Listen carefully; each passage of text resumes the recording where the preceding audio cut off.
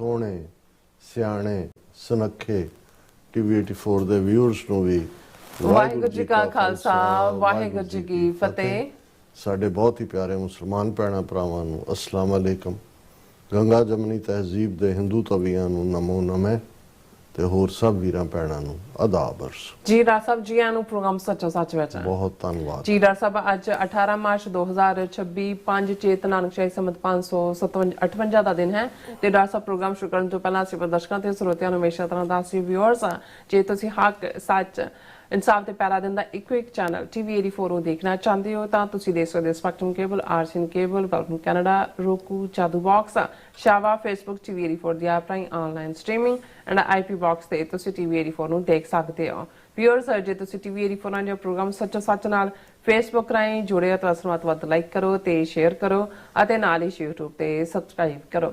ਇਹ ਵੀ ਦੱਸ ਦੇ ਕਿ ਤੁਸੀਂ TV84 ਦੀ ਐਪ ਨੂੰ ਐਂਡਰੋਇਡ ਐਪ ਸਟੋਰ ਤੇ ਡਾਊਨਲੋਡ ਕਰਕੇ ਜੋ TV84 ਦੀ ਲਾਈਵ ਸਟ੍ਰੀਮ ਹੈ ਇਸ ਨੂੰ ਤੁਸੀਂ 24 ਆਵਰਸ ਦੇਖ ਸਕਦੇ ਹੋ। ਸੋ ਵੀਅਰਸ ਪ੍ਰੋਗਰਾਮ ਦੀ ਸ਼ੁਰੂਆਤ ਕਰਨ ਜਾ ਰਹੇ ਹਾਂ ਅੱਜ ਦੀ ਸਪਾਂਸਰਸ਼ਿਪ ਦੇ ਵਾਲੇ ਨਾਲ ਕਿ ਅੱਜ ਦੇ ਪ੍ਰੋਗਰਾਮ ਸੱਚੋ ਸੱਚ ਨੂੰ ਸਪਾਂਸਰ ਕੀਤਾ ਗਿਆ ਟੋਰਾਂਟੋ ਕੈਨੇਡਾ ਤੋਂ ਸਰਦਾਰ ਜਤਿੰਦਰ ਸਿੰਘ ਜੀ ਹੋਰਾਂ ਵੱਲੋਂ। ਸੋ ਇਹਨਾਂ ਨੇ TV84 ਦੀ ਵੱਧ ਤੋਂ ਵੱਧ ਸਪੋਰਟ ਕਰਨ ਲਈ ਕਿਹਾ ਔਰ ਖਾਲਸਾ ਦੀ ਪ੍ਰਾਪਤੀ ਦੀ ਅਰਦਾਸ ਕੀਤੀ ਹੈ। ਸੋ ਅਸੀਂ ਇਹਨਾਂ ਦਾ ਤਹਿ ਦਿਲ ਤੋਂ ਧੰਨਵਾਦ ਕਰਦੇ ਹਾਂ। ਤੁਹਾਨੂੰ ਵੀ ਅਪੀਲ ਤੇ ਬੇਨਤੀ ਕਰਦੇ ਹਾਂ ਕਿ ਤੁਸੀਂ ਪ੍ਰੋਗਰਾਮ ਸੱਚੋ ਸੱਚ ਨੂੰ ਵੱਧ ਤੋਂ ਵੱਧ ਸਪਾਂਸਰ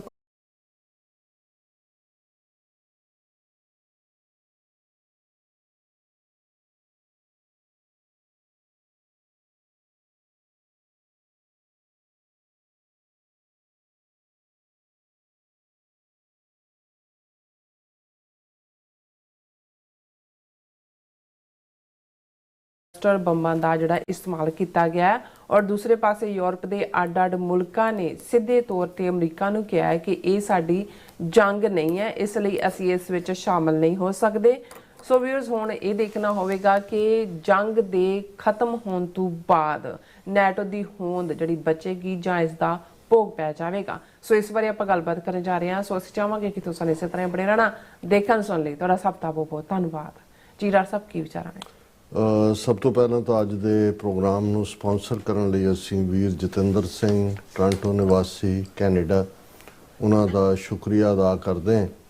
ਇਹ ਸਾਡੇ ਰੈਗੂਲਰ ਵਿਊਅਰ ਵੀ ਨੇ ਰੈਗੂਲਰ ਕੰਟਰੀਬਿਊਟਰ ਵੀ ਨੇ ਔਰ ਜੇ ਮੈਂ ਕਹਿਣਾ ਹੋਏ ਕਿ 1992-93 ਤੋਂ ਜਦੋਂ ਕਿ ਖਾਲਿਸਤਾਨ ਅਫੇਅਰ ਸੈਂਟਰ ਦੀ ਸ਼ੁਰੂਆਤ ਹੋਈ ਔਰ ਸਾਡਾ ਪ੍ਰੋਗਰਾਮ ਅੱਜ ਦੀ ਆਵਾਜ਼ ਦੇ ਨਾਲ ਰੈਗੂਲਰ ਇੰਟਰਵਿਊ ਰਿਹਾ ਉਹਨਾਂ ਜ਼ਮਾਨਿਆਂ ਤੋਂ ਹੀ ਇਹ ਸਾਡੇ ਨਾਲ ਜੁੜੇ ਹੋਏ ਨੇ। ਉਹਨਾਂ ਉਸ ਪੀਰੀਅਡ 'ਚ ਜਦੋਂ ਇਹ ਤਖਤ ਸ੍ਰੀ ਹਜ਼ੂਰ ਸਾਹਿਬ ਔਰ ਦਰਬਾਰ ਸਾਹਿਬ ਪੌਂਟਾ ਸਾਹਿਬ ਗੁਰਦੁਆਰਿਆਂ ਦੇ ਦਰਸ਼ਨਾਂ ਲਈ ਗਏ ਤੇ ਇਹਨਾਂ ਨੇ ਵੱਡਾ ਇੱਕ ਜਿਹੜਾ ਚਾਰਟ ਬਣਾ ਕੇ ਉੱਥੇ ਵੀ ਜਾ ਕੇ ਚਪਕਾਇਆ ਕਿ ਆਹ ਪ੍ਰੋਗਰਾਮ ਤੁਸੀਂ ਜਿਹੜਾ ਇਸ ਤਰੀਕੇ ਨਾਲ ਦੇਖ ਸਕਦੇ ਹੋ।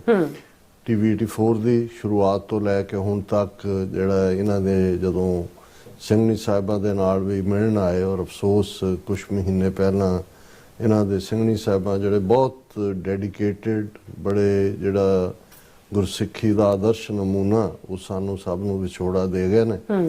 ਉਹਨਾਂ ਦਾ ਵੀ ਵੈਰਾਗ ਇਸ ਪੀਰੀਅਡ 'ਚ ਕਾਫੀ ਰਿਹਾ ਹੈ ਬੱਚੀਆਂ ਦਾ ਖਾਸ ਤੌਰ ਤੇ ਉਹਨਾਂ ਦੀ ਬੇਟੀ ਪ੍ਰੀਤੀ ਜਿਹੜੀ ਇੱਕ ਬੜੀ ਜਿਹੜੀ ਜਿਸ ਨੇ ਆਪਣੀ ਮਾਤਾ ਦੀ ਵੀ ਬਹੁਤ ਸੇਵਾ ਕੀਤੀ ਸਿੱਖੀ ਭਾਵਨਾਵਾਂ ਨੂੰ ਪਰਨਾਈ ਹੋਈ ਹੈ। ਲੇਕਿਨ ਮੈਂ ਇਹ ਦੇਖਦਾ ਕਿ ਵੀ ਇਹ ਠੀਕ ਹੈ ਜ਼ਿੰਦਗੀ ਦੇ ਵਿੱਚ ਜਿੱਥੇ ਤੁਹਾਡਾ ਜੀਵਨ ਸਾਥੀ ਜਦੋਂ ਜਾਂਦਾ ਹੈ ਔਰ ਉਹ ਵੀ ਜਿਹੜਾ ਉਸ ਕਦਰ ਸਿੱਖੀ ਨਾਲ ਜੁੜਿਆ ਹੋਏ ਇਹ ਇੱਕ ਬੜਾ ਵੱਡਾ ਸ਼ੌਕ ਵੱਡਾ ਗੈਪ ਜਾਂ ਨਾ ਸਹਾਰਿਆ ਜਾਣ ਜੋਗਾ ਸਦਮਾ ਹੁੰਦਾ ਹੈ। ਪਰ in the end of the day ਗੁਰੂ ਸਾਹਿਬਾਨ ਨੇ ਸਾਨੂੰ ਇਹੀ ਸਿਖਾਇਆ ਕਿ ਜਿਸ ਠਾਕਰ ਸਿਓ ਨਾ ਹੀ ਚਾਰਾ ਤਾਂ ਕੋ ਕੀਜੈ ਸਦ ਨਮਸਕਾਰ। ਅਸੀਂ ਕਰ ਵੀ ਕੀ ਸਕਦੇ ਹਾਂ। ਸੋ ਅੱਜ ਭਾਈ ਸਾਹਿਬ ਨੇ ਖੁਦ ਹੀ ਕਾਲ ਕਰਕੇ ਕਿਹਾ ਕਿ ਭਾਈ ਮੇਰੀ ਰੈਗੂਲਰ ਡੋਨੇਸ਼ਨ ਜਿਹੜੀ ਚੱਲਦੀ ਹੈ ਸਾਲ ਦੀ ਉਸ ਦੀ ਜਿਹੜੀ ਹੈ ਉਹਨੂੰ ਅਸੀਂ ਜਿਹੜਾ ਹੈ ਅੱਜ ਤੁਸੀਂ ਸਾਡੇ ਵੱਲੋਂ ਕਰੋ ਪ੍ਰੋਗਰਾਮ ਇਹ ਸਪਾਂਸਰ ਤੇ ਹਮਦਰਦੀ ਦੇ ਲਫ਼ਜ਼ ਹੀ ਨੇ। ਮੈਨੂੰ ਪਤਾ ਹੈ ਕਿ ਵੀ ਇਸ ਸਾਰੇ ਡੂੰਘੇ ਪਰਿਵਾਰਕ ਸ਼ੌਕ ਦੇ ਵਿੱਚ ਹੋਣ ਦੇ ਬਾਵਜੂਦ ਉਹਨਾਂ ਦਾ ਪੰਥ ਪ੍ਰਤੀ ਪਿਆਰ ਔਰ ਖਾਲਿਸਤਾਨ ਪ੍ਰਤੀ ਜਿਹੜੀ ਵਚਨਬੱਧਤਾ ਹੈ ਉਹ ਰਿਮਾਰਕੇਬਲ ਹੈ। ਔਰ ਅਸੀਂ ਜਿੱਥੇ ਇਹ ਸਤਿਗੁਰੂ ਦੇ ਚਰਨਾਂ 'ਚ ਅਰਦਾਸ ਕਰਦੇ ਹਾਂ ਕਿ ਸਮੁੱਚੇ ਪਰਿਵਾਰ ਨੂੰ ਸਤਿਗੁਰੂ ਹਿੰਮਤ ਦੇਣ ਪਾਣਾ ਮੰਨਣ ਦਾ ਬਲ ਬਖਸ਼ਣ ਉੱਥੇ ਅਸੀਂ ਜਿਹੜਾ ਹੈ ਦੁਨਿਆਵੀ ਜੀਵ ਹੋਣ ਦੇ ਨਾਤੇ ਇਹ ਵੀ ਸਮਝਦੇ ਹਾਂ ਕਿ ਇਹ ਆਵਣ ਜਾਣ ਇੱਕ ਖੇਲ ਬਣਾਇਆ, ਆਗਿਆਕਾਰੀ ਕੀਨੀ ਮਾਇਆ। ਇਹ ਉਸ ਅਕਾਲ ਪੁਰਖ ਦੇ ਹੁਕਮ ਚ ਹੁੰਦਾ ਹੈ ਔਰ ਅਸੀਂ ਵੀਰ ਜਤਿੰਦਰ ਸਿੰਘ ਔਰ ਸਮੁੱਚੇ ਪਰਿਵਾਰ ਦਾ ਸ਼ੁਕਰੀਆ ਅਦਾ ਕਰਦੇ ਹਾਂ। ਤੁਸੀਂ ਦੱਸਿਆ ਹੀ ਹੈ ਕਿ ਕੱਲ ਸਾਡਾ ਸਾਰਾ ਕੰਪਿਊਟਰ ਸਿਸਟਮ ਕੋਲੈਪਸ ਹੋ ਗਿਆ ਸੀ। ਅੱਜ ਸਾਡੀ ਟੈਕਨੀਕਲ ਟੀਮ ਨੇ ਮਿਹਨਤ ਕਰਕੇ ਉਸ ਨੂੰ ਕੀਤਾ। ਹਾਲਾਂਕਿ ਪ੍ਰੋਗਰਾਮ ਕੱਲ IP ਬਾਕਸ ਔਰ ਦੂਸਰਿਆਂ ਦੇ ਉੱਤੇ ਚੱਲਿਆ, ਅਪਲੋਡ ਬਾਅਦ ਦੇ ਵਿੱਚ ਉਸ ਨੂੰ ਕੀਤਾ ਗਿਆ। ਜਿਹੜਾ ਸਾਡੀ ਕੋਸ਼ਿਸ਼ ਸੀ ਕਿ ਜਿੰਨੇ ਵੀ WhatsApp ਗਰੁੱਪਸ ਰਾਹੀਂ ਜਾਂ ਦੂਸਰਿਆਂ ਰਾਹੀਂ ਵੀ ਜਿਹੜੇ ਰੈਗੂਲਰ ਵਿਊਅਰ ਨੇ ਉਹਨਾਂ ਤੱਕ ਪਹੁੰਚਦਾ ਕੀਤਾ ਜਾਏ, ਪਰ ਉਹ ਅਪਲੋਡਡ ਹੈ। ਉਹਦੇ 5 ਸੈਗਮੈਂਟ ਵੀ ਅੱਡ ਜਿਹੜੇ ਨੇ ਅਪਲੋਡਡ ਨੇ। ਕਾਫੀ ਅਹਿਮ ਪ੍ਰੋਗਰਾਮ ਸੀ। ਸੋ ਜਿਨ੍ਹਾਂ ਨੂੰ ਕੱਲ ਲਾਈਵ ਦੇਖਣ ਦਾ ਮੌਕਾ ਨਹੀਂ ਬਣਿਆ ਉਹ ਵਾਪਸ ਵੈਬਸਾਈਟ ਤੇ ਜਾ ਕੇ ਉਸ ਨੂੰ ਦੇਖ ਸਕਦੇ ਨੇ ਜੀ। ਦੇਖੋ ਸਾਡੀ ਜਿਹੜੀ ਪਹੁੰਚ ਹੈ ਈਰਾਨ ਵਾਰ ਦੇ ਮੁੱਦੇ ਦੇ ਉੱਤੇ, ਉਸ ਨੂੰ ਐਪਰੀਸ਼ੀਏਟ ਕਰਨ ਵਾਲੇ ਵੀ ਬਹੁਤ ਨੇ ਤੇ ਕੁਝ ਕਾਮਕਲ ਜਿਨ੍ਹਾਂ ਦੇ ਅੰਦਰ ਨਾ ਵਿਵੇਕ ਹੈ, ਨਾ ਜਿਨ੍ਹਾਂ ਨੂੰ ਦੁਨੀਆ ਦੀ ਜਿਹੜੀ ਹੈ ਸਿਆਸਤ ਦੀ ਕੋਈ ਡੂੰਘੀ ਸਮਝ ਹੈ। ਫੇਸਬੁੱਕੀ ਵਿਦਵਾਨ ਜਿਨ੍ਹਾਂ ਦੇ ਲਈ ਕੁਝ ਐਨਾਲਿਸਟ ਲਫ਼ਜ਼ ਇਸਤੇਮਾਲ ਕਰਦੇ ਨੇ, ਉਹ ਉਸ ਦੇ ਕ੍ਰਿਟਿਕ ਵੀ ਨੇ। ਉਹਨਾਂ ਨੂੰ ਇਹ ਲੱਗਦਾ ਹੈ ਕਿ ਭਾਈ ਅੱਖਾਂ ਬੰਦ ਕਰਕੇ ਅਸੀਂ ਇਸ ਧਿਰ ਜਾਂ ਉਸ ਧਿਰ ਦੇ ਨਾਲ ਖਲੋ ਜਾਈਏ ਤੇ ਬਾਕੀ ਸਭ ਜਿਹੜਾ ਜਿਵੇਂ ਸਾਨੂੰ ਕਿਸੇ ਨੇ ਖਾਲਿਸਤਾਨ ਜਿਹੜਾ ਉਹ ਟਰੇ ਦੇ ਵਿੱਚ ਰੱਖ ਕੇ ਦੇ ਦੇਣੇ। ਮੈਂ ਸਮਝਦਾ ਵੀ ਸਾਡਾ ਹਮੇਸ਼ਾ ਇਹ ਯਤਨ ਹੁੰਦਾ ਹੈ ਵੀ ਅਲਟੀਮੇਟਲੀ ਜਦੋਂ ਅਸੀਂ ਪੋਲੀਟੀਕਲ ਐਂਟੀਟੀ ਖਾਲਿਸਤਾਨ ਜਾਂ ਇੱਕ ਆਪਣਾ ਇੰਡੀਪੈਂਡੈਂਟ ਸੋਵਰਨ ਮੁਲਕ ਦੀ ਜਦੋਜਹਿਦ ਦਾ ਜਿਹੜੀ ਹੈ ਉਹ 4 ਦਹਾਕਿਆਂ ਤੋਂ ਜ਼ਿਆਦਾ ਸਮੇਂ ਤੋਂ ਜ਼ਿਕਰ ਕਰਦੇ ਹਾਂ, ਉਸ ਦੇ ਲਈ ਜਿਨ੍ਹਾਂ ਨੇ ਆਪਣਾ ਖੂਨ ਡੋਲਿਆ ਉਸ ਖੂਨ ਦਾ ਹੱਕ ਲੈਣ ਲਈ ਅਸੀਂ ਇਸ ਰਸਤੇ ਨੂੰ ਚੁਣਿਆ।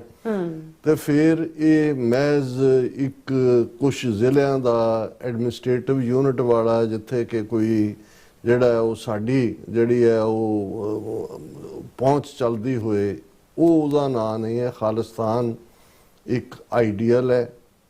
ਉਹ ਆਈਡੀਅਲ ਜਿਹੜਾ ਇਨਸਾਨੀ ਕਦਰਾਂ ਕੀਮਤਾਂ ਤੇ ਆਧਾਰਿਤ ਹੈ। ਉਹ ਆਈਡੀਅਲ ਜਿਹੜਾ ਜ਼ੁਲਮ ਦੇ ਖਿਲਾਫ ਆਵਾਜ਼ ਚੁੱਕਦਾ ਹੈ। ਉਹ ਆਈਡੀਅਲ ਜਿਸ ਦਾ ਮੁੱਦਾ ਸ਼ਸਤਰ ਗਰੀਬ ਕੀ ਰੱਖਿਆ ਜਰਵਾਣੇ ਕੀ ਪੱਖਿਆ ਔਰ ਇਨਸਾਨੀਅਤ ਦਾ ਪਿਆਰ, ਇਨਸਾਨੀਅਤ ਦਾ ਦਰਦ ਔਰ ਇਨਸਾਨੀਅਤ ਦਾ ਭਲਾ। ਜਿਵੇਂ ਅੱਜ ਦੇ ਰੇਡੀਓ ਇੰਟਰਵਿਊ 'ਚ ਵੀ ਅੱਜ ਦੀ ਆਵਾਜ਼ 'ਚ ਮੈਂ ਕਿਹਾ ਸੀ ਕਿ ਮੁੱਢਲੇ ਤੌਰ ਦੇ ਉੱਤੇ ਜਿਹੜਾ ਸਾਡੇ ਜ਼ਿੰਮੇ ਕੰਮ ਲਾਇਆ ਹੋਇਆ ਹੈ ਖਾਲਸੇ ਦੇ ਜ਼ਿੰਮੇ, ਉਹ ਬੇਸਿਕ ਮੁੱਢਲੇ ਤੌਰ ਤੇ ਹੀ ਹੈ ਕਿ ਸਾਧ ਸਮੂਹ ਪ੍ਰਸੰਨ ਫਿਰੈ ਜਗ ਛਤਰ ਸਭੈ ਅਵਲੋਕ ਚਪੈਂਗੇ। ਤੇ ਜੇ ਅਸੀਂ ਇਖਲਾਕੀ ਕਦਰਾਂ ਕੀਮਤਾਂ, ਮੋਰਲ ਕਦਰਾਂ ਕੀਮਤਾਂ, ਇਨਸਾਨੀ ਦਰਦ ਜਿਹੜਾ ਗੁਰੂ ਨਾਨਕ ਪਾਤਸ਼ਾਹ ਨੇ ਬਿਆਨਿਆ, ਜੇ ਸਕਤੇ ਕੋ ਮਾਰੇ ਤਾਂ ਮਨ ਰੋਸ ਨਾ ਹੋਈ, ਸਕਤਾ ਸੀਹੋ ਮਾਰੇ ਪੈ ਵੱਗੈ ਖਸਮੈ ਸਾ ਪਰਸੋਈ। ਜੇ ਅਸੀਂ ਉਸ ਤੋਂ ਹਟ ਕੇ ਸਿਰਫ ਅੱਖਾਂ ਬੰਦ ਕਰਕੇ ਕਿਸੇ ਇੱਕ ਧਿਰ ਦੇ ਜਿਹੜਾ ਉਹ ਝੰਡਾ ਬਰਦਾਰ ਬਣਨਾ ਤੇ ਫਿਰ ਮੇਰਾ ਖਿਆਲ ਹੈ ਕਿ ਵੀ ਅਸੀਂ ਵੀ ਉਹਨਾਂ ਬਾਕੀ ਨੇਸ਼ਨਸ ਵਾਂਗ ਜਿਹੜੇ ਸਿਰਫ ਵਕਤੀ ਤੌਰ ਦੇ ਉੱਤੇ ਆਪਣੇ ਹਿੱਤ ਦੇਖ ਕੇ ਇੱਧਰ ਜਾਂ ਉੱਧਰ ਹੁੰਦੇ ਨੇ, ਉਹਨਾਂ ਤੋਂ ਅਸੀਂ ਕੋਈ ਵੱਖਰੇ ਨਹੀਂ ਹੋਵਾਂਗੇ। ਅਸੀਂ ਸਮਝਦੇ ਹਾਂ ਵੀ ਖਾਲਿਸਤਾਨ ਇੱਕ ਉਹ ਸੰਕਲਪ ਵੀ ਹੈ, ਆਈਡੀਅਲ ਵੀ ਹੈ ਔਰ ਕੁੱਲ ਇਨਸਾਨੀਅਤ ਦੇ ਲਈ ਇੱਕ ਰੋਲ ਮਾਡਲ ਮੁਲਕ ਦੇ ਤੌਰ ਤੇ ਜੇ ਅਸੀਂ ਉੱਥੋਂ ਤੱਕ ਪਹੁੰਚਣ ਲਈ ਜਿਹੜਾ ਉਹ ਮੋਰਲ ਰਸਤੇ ਨੂੰ ਨਹੀਂ ਚੁਣਦੇ ਜਾਂ ਠੀਕ ਨੂੰ ਠੀਕ ਕਹਿਣ ਦੀ ਹਿੰਮਤ ਨਹੀਂ ਰੱਖਦੇ, ਇਹ ਠੀਕ ਹੈ ਕਿ ਕੁਝ ਮੌਕਿਆਂ ਤੇ ਤੁਸੀਂ ਆਪਣੇ ਕੌਮੀ ਇੰਟਰਸਟ ਨੂੰ ਦੇਖਦੇ ਆ ਤੁਸੀਂ ਸਾਇਲੈਂਟ ਹੋ ਸਕਦੇ ਹੋ। ਉਹ ਅਸੀਂ ਬਹੁਤ ਸਾਰੇ ਮੁੱਦਿਆਂ ਦੇ ਉੱਤੇ ਦੇਖਦੇ ਹਾਂ, ਲੇਕਿਨ ਜਿੱਥੇ ਮੁੱਢਲਾ ਜਿਹੜਾ ਸਿਧਾਂਤ ਇਨਵੋਲਵ ਹੁੰਦਾ ਹੈ ਉਹਦੇ ਨਾਲ ਜਿਹੜਾ ਅਸੀਂ ਕੰਪਰੋਮਾਈਜ਼ ਨਹੀਂ ਕਰ ਸਕਦੇ। ਸੋ ਜਿਹੜੇ ਆਪੋਜ਼ਿਟ ਵਿਊ ਰੱਖਦੇ ਨੇ ਅਸੀਂ ਉਹਨਾਂ ਨੂੰ ਵੀ ਬਰਾਬਰ ਕ੍ਰੈਡਿਟ ਦਿੰਦੇ ਹਾਂ। ਇਸ ਲਈ ਇਹ ਜੇ ਅਸੀਂ ਪਿਛਲੇ 18-19 ਦਿਨਾਂ ਤੋਂ ਜਦੋਂ ਤੋਂ ਇਹ 28 ਫਰਵਰੀ ਤੋਂ ਇਸ ਜੰਗ ਦੀ ਸ਼ੁਰੂਆਤ ਹੋਈ ਤੇ ਸਾਡੀ ਕੋਸ਼ਿਸ਼ ਹੁੰਦੀ ਹੈ ਵੀ ਇਹਨੂੰ ਇੱਕ ਬੈਲੈਂਸ ਦੇ ਵਿੱਚ ਰੱਖ ਕੇ ਜਿੱਥੇ ਅਸੀਂ ਆਪਣੇ ਵਿਊਅਰਸ ਤੱਕ ਬਹੁਤ ਸਾਰੇ ਮੀਡੀਆ ਨੂੰ ਔਰ ਬਹੁਤ ਸਾਰੇ ਜਿਹੜੇ ਈਵਨ ਅਮਰੀਕਨ ਯੂਨੀਵਰਸਿਟੀਆਂ ਦੇ ਪ੍ਰੋਫੈਸਰ, ਉਹਨਾਂ ਦੇ ਸਾਬਕਾ ਜਿਹੜਾ CIA ਅਧਿਕਾਰੀ ਜਾਂ ਉਹਨਾਂ ਦੇ ਹੋਰ ਵੱਡੇ ਵੱਡੇ ਥਿੰਕ ਟੈਂਕ, ਇਸੇ ਤਰ੍ਹਾਂ ਇੰਟਰਨੈਸ਼ਨਲ ਐਨਾਲਿਸਟ ਨੂੰ ਅਸੀਂ ਸੁਣਦੇ ਹਾਂ, ਪੜ੍ਹਦੇ ਹਾਂ, ਦੇਖਦੇ ਹਾਂ। ਦਰਜਨਾਂ ਜਿਹੜੇ ਪ੍ਰਿੰਟਸ ਨੇ, ਪ੍ਰਿੰਟ ਜਰਨਲਿਜ਼ਮ ਵਾਲੇ ਲੋਕ, ਉਹਨਾਂ ਦੇ ਵਿਊ ਪੁਆਇੰਟ ਨੂੰ ਦੇਖਦੇ ਹਾਂ। ਫਿਰ ਉਸ ਚੋਂ ਸਾਡਾ ਸਿੱਖ ਨੁਕਤਾ ਨਿਗਾਹ ਤਾਂ ਹੈ ਹੀ ਹੈ, ਲੇਕਿਨ ਖਬਰਾਂ ਨੂੰ ਵੀ ਅਸੀਂ ਇੱਕ ਬੈਲੈਂਸ ਦੇ ਵਿੱਚ ਰੱਖ ਕੇ, ਜਦੋਂ ਅਸੀਂ ਇਹ ਰਿਪੀਟਡਲੀ ਕਹਿੰਦੇ ਹਾਂ ਕਿ ਭਾਈ ਇਸ ਵੇਲੇ ਦੋਵੇਂ ਪਾਸਿਆਂ ਦੀਆਂ ਜਿਹੜੀਆਂ ਨੇ ਵਰਜ਼ਨਸ, ਉਹਨਾਂ ਦੇ ਉੱਤੇ ਤੁਸੀਂ ਪਲੇਨਲੀ ਇਤਬਾਰ ਨਹੀਂ ਕਰ ਸਕਦੇ। ਉਹਨੂੰ ਤੁਸੀਂ ਉਸ ਦਾ ਨਿਰੀਖਣ ਕਰਦੇ ਹੋ। AI ਜਨਰੇਟਡ ਵੀਡੀਓਜ਼ ਨੇ ਤਾਂ ਹੁਣ ਹੋਰ ਵੀ ਇਸ ਕਿਸਮ ਦਾ ਉਸ ਕੰਮ ਨੂੰ ਰਾਦਰ ਵਧਾ ਦਿੱਤਾ ਹੈ ਦੇਖਣ ਦੇ ਲਈ ਕਿ ਵੀ ਇਹਦੇ 'ਚ ਠੀਕ ਕੀ ਹੈ ਔਰ ਗਲਤ ਕੀ ਹੈ। ਔਰ ਜੇ ਪਿਛਲੇ 24 ਘੰਟਿਆਂ ਦੀਆਂ ਡਿਵੈਲਪਮੈਂਟਸ ਵੱਲ ਨਜ਼ਰ ਮਾਰੀਏ ਤੇ ਜੇ ਮਿਲੀਟੈਰੀਲੀ ਜੇ ਇਸ ਨੂੰ ਟਾਰਗੇਟ ਫੁੰਡਣਾ ਕਹਿੰਦੇ ਨੇ, ਜੇ ਇਜ਼ਰਾਈਲ ਦੀ ਜਾਂ ਅਮਰੀਕਾ ਦੀ ਸਕਸੈਸ ਕਹਿਣੀ ਹੋਏ ਤਾਂ ਬਹੁਤ ਵੱਡੀ ਸਕਸੈਸ ਉਹਨਾਂ ਨੇ ਪਿਛਲੇ 24 ਘੰਟਿਆਂ 'ਚ ਵੀ ਹਾਸਲ ਕੀਤੀ ਹੈ। ਕਿਉਂਕਿ ਜਦੋਂ ਇਸ ਜੰਗ ਦੀ ਸ਼ੁਰੂਆਤ ਹੋਈ 28 ਫਰਵਰੀ ਨੂੰ, ਪਹਿਲੀ ਸਟ੍ਰਾਈਕ ਜਿਹੜੀ ਸੀ ਉਹਨਾਂ ਦੀ, ਉਸ ਦੇ ਵਿੱਚ ਉਹਨਾਂ ਨੇ ਉਹਨਾਂ ਦੇ ਪ੍ਰਮੁੱਖ ਪੇਸ਼ਵਾ, ਰੂਹਾਨੀ ਆਗੂ ਔਰ ਪੋਲੀਟੀਕਲ ਗਾਈਡ ਜਿਹੜੇ ਮੁੱਖ ਤੌਰ ਦੇ ਉੱਤੇ ਅਲੀ ਖਮੇਨੀ, ਉਹਨਾਂ ਨੂੰ ਨਿਸ਼ਾਨੇ ਤੇ ਲਿਆ ਔਰ ਉਹਨਾਂ ਦਾ ਜਿਹੜੀ ਹੈ ਉਹ ਐਂਡ ਹੋਇਆ। ਨਾਲ ਦੀ ਨਾਲ ਉਹਨਾਂ ਦੇ ਹੋਰ ਵੀ ਪ੍ਰੋਮੀਨੈਂਟ ਲੋਕ ਮਾਰੇ ਗਏ। ਫਿਰ ਅਸੀਂ 2 ਦਿਨ ਪਹਿਲਾਂ ਜਦੋਂ ਪਿਛਲੇ ਕੱਲ ਵੀ ਜ਼ਿਕਰ ਕੀਤਾ ਸੀ, ਤੇ ਸੈਕੰਡਲੀ ਇੰਪੋਰਟੈਂਟ ਟਾਰਗੇਟ ਉਹਨਾਂ ਦੇ ਸਿਕਿਉਰਿਟੀ ਮਿਨਿਸਟਰ ਅਲੀ ਲਾਰਜ਼ਾਨੀ, ਬਹੁਤ ਲਰਨਡ ਮੈਨ, ਵੈਸਟਰਨ ਯੂਨੀਵਰਸਿਟੀਆਂ 'ਚ ਪੜ੍ਹਿਆ ਹੋਇਆ, ਇੱਥੋਂ ਵੀ ਪੜ੍ਹਾਉਂਦੇ ਰਹੇ ਔਰ ਦੂਸਰੇ ਵੈਸਟਰਨ ਫਿਲਾਸਫੀ ਨੂੰ ਵੀ ਸਮਝਣ ਵਾਲਾ, ਆਪਣੀ ਜਿਹੜੀ ਹੈ ਇਸਲਾਮਿਕ ਦੇ ਨਾਲ ਵੀ ਵੈਲ ਬੈਲੈਂਸਡ, ਔਰ ਇਹ ਵੀ ਕੁਝ ਮਾਮਲਿਆਂ ਦੇ ਵਿੱਚ ਰਾਦਰ ਉਸ ਨੂੰ ਲਿਬਰਲ ਵੀ ਮੰਨਿਆ ਜਾਂਦਾ ਸੀ, ਜਿਵੇਂ ਹਿਜਾਬ ਪਹਿਨਣ ਨੂੰ ਲੈ ਕੇ ਜਿਹੜਾ ਬਹੁਤ ਸਖਤ ਵਰਤਾਰਾ ਇਰਾਨੀਅਨ ਅਥਾਰਟੀਜ਼ ਦਾ ਰਿਹਾ। ਮਿਸਟਰ ਲਾਰਜ਼ਾਨੀ ਦਾ ਇੱਕ ਡਿਫਰੈਂਟ ਵਿਊ ਪੁਆਇੰਟ ਰਿਹਾ।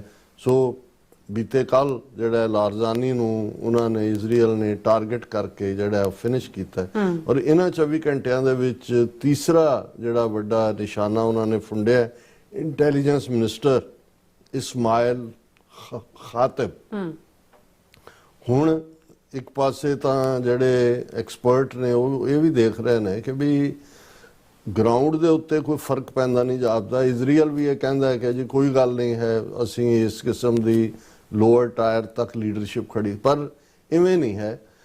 ਇਸ ਦੇ ਉਲਟ ਜੇ ਇਹ ਕਹਿਣਾ ਹੋਏ ਕਿ ਬੇਸ਼ੱਕ ਈਰਾਨ ਵੱਲੋਂ ਤਾਬੜਤੋੜ ਮਿਜ਼ਾਈਲ ਹਮਲੇ ਤਾਂ, ਡਰੋਨ ਹਮਲੇ ਤਾਂ ਇਜ਼ਰਾਈਲ ਦੇ ਉੱਤੇ ਰਹੇ ਹੀ ਨੇ। ਹੁਣ ਪਿਛਲੇ 24 ਘੰਟਿਆਂ 'ਚ ਉਹਨਾਂ ਨੇ ਕਲਸਟਰ ਬੰਬਸ ਜਿਹੜੀ ਮਿਜ਼ਾਈਲ ਰਾਹੀਂ ਜਾਂਦੇ ਨੇ ਔਰ ਉਸ ਦੇ ਕਲਸਟਰ ਅੱਡ-ਅੱਡ ਗਰੁੱਪ ਬਣ ਕੇ ਫਿਰ ਕਈ ਪਾਸੇ ਉਹ ਬਸਟ ਕਰਦੇ ਨੇ, ਉਸ ਨੂੰ ਜੰਗ ਦੇ ਵਿੱਚ ਝੋਕਿਆ। ਔਰ BBC ਦੀ ਰਿਪੋਰਟਿੰਗ ਵੀ ਸੀ ਕਿ ਉਹਨਾਂ ਨੇ ਕੁਝ ਜਿਹੜੇ ਮਾਰੇ ਗਏ ਲੋਕ ਨੇ ਜਿਨ੍ਹਾਂ ਘਰਾਂ ਦੇ ਉੱਤੇ ਉਹ ਬੰਬ ਡਿੱਗੇ ਨੇ, ਕਲਸਟਰ ਬੰਬ, ਉਸ ਦਾ ਜ਼ਿਕਰ ਕੀਤਾ।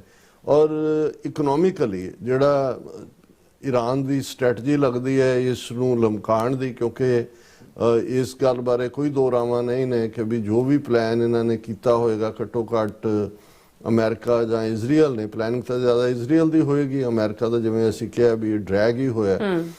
ਉਹਨਾਂ ਨੂੰ ਜਿਹੜਾ ਇਹਦਾ ਇਕਨੋਮਿਕਲ ਇੰਪੈਕਟ ਹੈ ਇਸ ਦਾ ਸ਼ਾਇਦ ਇੰਨਾ ਜ਼ਿਆਦਾ ਨਾ ਹੋਏ। ਉਹਨਾਂ ਨੂੰ ਜਿਸ ਲੈਵਲ ਦੇ ਉੱਤੇ ਸਟ੍ਰੈਟ ਆਫ ਹਾਰਮੂਜ਼, ਜਿਸ ਦੇ ਉੱਤੇ ਇਹਨਾਂ ਸਾਰੇ 20 ਦਿਨਾਂ ਤੋਂ ਈਰਾਨ ਦਾ ਮੁਕੰਮਲ ਕੰਟਰੋਲ ਹੈ, ਕਿਹੜੀ ਸ਼ਿਪ ਜਾਣ ਦੇਣੀ ਹੈ ਕਿਹੜੀ ਨਹੀਂ, ਔਰ ਉਸ ਦੇ ਨਤੀਜੇ ਤੇ ਨਾਲ ਜਿਹੜਾ ਪਿਛਲੇ 24 ਘੰਟਿਆਂ 'ਚ ਈਰਾਨ ਨੇ ਇੱਕ ਵੱਡੀ ਫੈਸਿਲਿਟੀ ਜਿਹੜੀ ਹੈ ਆਇਲ ਪ੍ਰੋਡਿਊਸ ਵਾਲੀ, ਉਹਨੂੰ ਵੀ ਫੁੰਡਿਆ। ਉਸ ਦੇ ਉੱਤੇ ਅੱਗ ਔਰ ਦੂਸਰੀ ਲੱਗੀ ਹੋਈ ਹੈ। ਨਤੀਜੇ ਦੇ ਤੌਰ ਤੇ ਅੱਜ ਜਦੋਂ ਅਸੀਂ ਗੱਲ ਕਰ ਰਹੇ ਹਾਂ ਆਲਰੇਡੀ $110 ਦੀ ਕਰੂਡ ਆਇਲ ਦੀ ਬੈਰਲ ਹੈ। ਸੋ ਇਹ ਇੱਕ ਆਪਣੇ ਆਪ ਦੇ ਵਿੱਚ ਜਿਹੜਾ ਉਹਨਾਂ ਦੀ ਈਰਾਨ ਉਸ ਐਂਗਲ ਤੋਂ ਦੇਖ ਰਿਹਾ, ਚੱਲ ਰਿਹਾ। ਔਰ ਕੋਈ ਵੀ ਡਿਵੈਲਪਮੈਂਟ ਗਰਾਊਂਡ ਤੇ ਇਸ ਕਿਸਮ ਦੀ ਨਹੀਂ ਹੈ ਜਿਹੜੀ ਕਿ ਕੋਈ ਰਜੀਮ ਲੀਡਰ, ਤਾਂ ਜਿਵੇਂ ਅਸੀਂ ਕਿਹਾ ਵੀ ਤੀਸਰਾ ਪ੍ਰਮੁੱਖ ਆਗੂ ਜਿਹੜਾ ਉਹ ਉਹਨਾਂ ਨੂੰ ਜਿਹੜਾ ਆਫ ਦਾ ਸੀਨ ਕਰ ਦਿੱਤਾ ਹੈ। ਲੇਕਿਨ ਕੀ ਕਲੈਪਸ ਵਾਲੇ ਵਧੇਗਾ, ਹੋਰ ਜਾਏਗਾ, ਆਮ ਲੋਕਾਂ ਦੀ ਤਬਾਹੀ ਜ਼ਾਹਰ ਹੈ ਕਿ ਇਜ਼ਰਾਈਲ ਵੱਲੋਂ ਲਗਾਤਾਰ ਜਿਹੜਾ ਉਹ ਮਿਸਾਈਲਾਂ ਔਰ ਬੰਬ ਉਹਨਾਂ ਨਾਲ ਤਬਾਹੀ ਮਚਾਈ ਜਾ ਰਹੀ ਹੈ। ਹੁਣ ਗੱਲ ਆਈਸੋਲੇਸ਼ਨ ਦੀ, ਇਹਦੇ 'ਚ ਕੋਈ ਸ਼ੱਕ ਨਹੀਂ ਹੈ ਕਿ ਈਰਾਨ ਨੇ ਜਿਵੇਂ oil facilities, Dubai airport, banking sector, ਜਿਹਦੇ ਥੱਲੇ ਇਹਨਾਂ ਸਾਰਿਆਂ ਮੁਲਕਾਂ ਦੀ ਖਾਸ ਤੌਰ ਤੇ ਫਿਊਚਰ ਜੋ ਸਮਝਦੇ ਸੀ, ਜਿਵੇਂ ਆਬੂ ਧਾਬੀ ਜਾਂ ਦੂਸਰੇ ਜਿੱਥੇ ਆਇਲ ਹੈ, ਜਾਂ ਦੁਬਈ ਉਹਨਾਂ ਦਾ ਮੁੱਕਿਆ ਹੋਇਆ ਹੀ ਹੈ, ਪਰ ਉਹਨਾਂ ਨੇ ਆਪਣੇ ਆਪ ਨੂੰ ਉਹਨਾਂ ਸੈਕਟਰਸ ਦੇ ਵਿੱਚ ਜਿੱਥੇ ਕਿ ਸ਼ੈਲ ਕੰਪਨੀਆਂ, ਕੋਈ ਟੈਕਸ ਨਹੀਂ ਹੈ, ਸੇਫਟੀ ਬੜੀ ਹੈ, ਉੱਥੇ ਲਾਅ ਐਂਡ ਆਰਡਰ ਬੜਾ ਅੰਡਰ ਕੰਟਰੋਲ ਹੈ, ਕੋਈ ਕ੍ਰਾਈਮ ਨਹੀਂ ਹੈ। ਸੋ ਬਹੁਤ ਸਾਰੇ ਦੁਨੀਆ ਦੇ ਧਨਾੜ ਔਰ ਜਿਹੜੇ ਵੈਲ ਆਫ ਲੋਕ ਸੀ, ਉਹਨਾਂ ਨੇ ਉੱਥੇ ਆਪਣੇ ਘਰ ਬਣਾਏ ਜਾਂ ਦੂਜੇ, ਔਰ ਇੱਕ ਵੱਡੇ ਵਪਾਰ ਦਾ ਕੇਂਦਰ ਦੁਬਈ ਜਿਹੜਾ ਹੈ ਉਹ ਉਭਰਿਆ। ਪਰ ਈਰਾਨ ਨੇ, ਕਿਉਂਕਿ ਮੈਨੂੰ ਇਹ ਲੱਗਦਾ ਹੈ ਕਿ ਲੌਂਗ ਟਰਮ ਇਸ ਚੋਂ ਕੀ ਨਿਕਲੇਗਾ, ਇਸ 'ਚ ਹਰ ਕੋਈ ਆਪਣਾ, ਜਿਵੇਂ ਅਸੀਂ ਦੇਖਿਆ ਵੀ ਇਮੀਡੀਏਟ ਦਾ ਸਾਰੇ ਦਾ ਬੈਨੀਫਿਸ਼ਰੀ ਤਾਂ ਰਸ਼ੀਆ ਹੈ, ਜਿਸ ਦੇ ਉੱਤੇ ਸੈਂਕਸ਼ਨਸ ਵੀ ਹਟਾ ਦਿੱਤੀਆਂ ਉਹਦੇ ਤੇਲ ਵਿਕਣ ਤੇ, ਔਰ ਦੂਸਰੇ, ਔਰ ਇਸ 'ਚ ਜਿਹੜਾ ਇੱਕ ਕੈਜੂਅਲਟੀ ਜ਼ਾਹਰ ਹੈ ਕਿ ਯੂਕਰੇਨ ਦਾ ਮੁੱਦਾ ਜਿਹੜਾ ਹੈ ਉਹ ਬਣੇਗਾ। ਹੁਣ ਯੂਰਪ ਨੂੰ ਜਿਹੜੀ ਇਹ ਆਸ ਸੀ ਕਿ ਅਮਰੀਕਾ ਜਿਹੜਾ ਉਹ ਸਾਡੀ ਬੈਕ ਕਰੇਗਾ ਯੂਕਰੇਨ ਦੇ ਮੁੱਦੇ ਦੇ ਉੱਤੇ, ਔਰ ਰਸ਼ੀਆ ਨੂੰ ਨਿਊਟਰਲਾਈਜ਼ ਕਰਨ ਲਈ, ਕਿਉਂਕਿ ਰਸ਼ੀਆ ਵੱਡਾ ਡੇਂਜਰ ਤਾਂ ਯੂਰਪ ਨੂੰ ਹੀ ਹੈ। ਔਰ ਇਹ ਜਦੋਂ ਕੋਲਡ ਵਾਰ ਚੱਲੀ ਉਸ ਪੀਰੀਅਡ ਦੇ ਵਿੱਚ ਨੈਟੋ ਦੀ ਹੋਂਦ ਜਿਹੜੀ ਹੈ ਨਾਰਥ ਐਟਲਾਂਟਿਕ ਟ੍ਰੀਟੀ ਆਰਗੇਨਾਈਜੇਸ਼ਨਸ ਦੀ, ਉਹ ਅਮਰੀਕਾ ਨੇ ਹੀ ਬਣਾਈ, ਔਰ ਨੈਟੋ ਨੇ ਹਰ ਥਾਂ ਅਮਰੀਕਾ ਦੇ ਨਾਲ ਨਿਭਿਆ ਵੀ ਹੈ ਇੱਕ ਦੋ ਮੌਕਿਆਂ ਨੂੰ ਛੱਡ ਕੇ।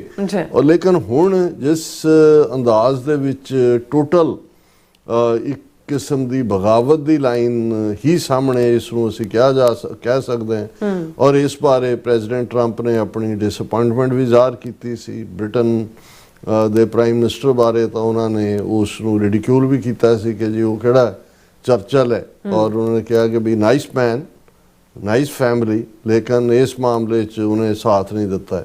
ਔਰ ਫਿਰ ਉਹਨਾਂ ਨੇ ਸ਼ਿਕਵਾ ਵੀ ਕੀਤਾ ਸੀ ਕਿ ਵੀ ਅਸੀਂ ਹਰ ਇੱਕ ਦੇ ਲਈ ਜਿਹੜਾ ਅਮਰੀਕਾ ਖਲੋਤਾ ਹੈ, ਪਰ ਅੱਜ ਜਦੋਂ ਸਾਨੂੰ ਲੋੜ ਹੈ ਤੇ ਸਾਡੇ ਨਾਲ ਇਹ ਖਲੋਣ ਨੂੰ ਤਿਆਰ ਨਹੀਂ। ਹੁਣ ਇਹ ਉਸ ਇੱਕ, ਹਾਲਾਂ ਕੋਈ ਅਮਰੀਕਾ ਨੂੰ ਕੋਈ ਬਹੁਤ ਜ਼ਿਆਦਾ ਇਹਦੇ ਨਾਲ ਫਰਕ ਨਹੀਂ ਪੈਂਦਾ, ਲੇਕਿਨ ਜਿਹੜਾ ਕੋਈ ਵੀ, ਔਰ ਜ਼ਾਹਰ ਹੈ ਕਿ ਨੈਟੋ ਨੂੰ ਜਾਂ ਉਹਨਾਂ ਨੂੰ ਇਹ ਹੈ ਕਿ ਜੀ ਸਾਨੂੰ ਕਿਹੜਾ ਪੁੱਛ ਕੇ ਕੀਤਾ, ਲੇਕਿਨ ਕੁੱਲ ਮਿਲਾ ਕੇ ਜਿਹੜੀ ਇੱਕ ਸੁਪਰ ਪਾਵਰ ਹੁੰਦੀ ਹੈ, ਜਦੋਂ ਸੁਪਰ ਪਾਵਰ ਦੀ ਰਿਟ ਘਟਦੀ ਚਲੀ ਜਾਏ ਤੇ ਇਹ ਆਪਣੇ ਆਪ ਦੇ ਵਿੱਚ ਇੱਕ ਡਿਕਲਾਈਨ ਹੁੰਦਾ।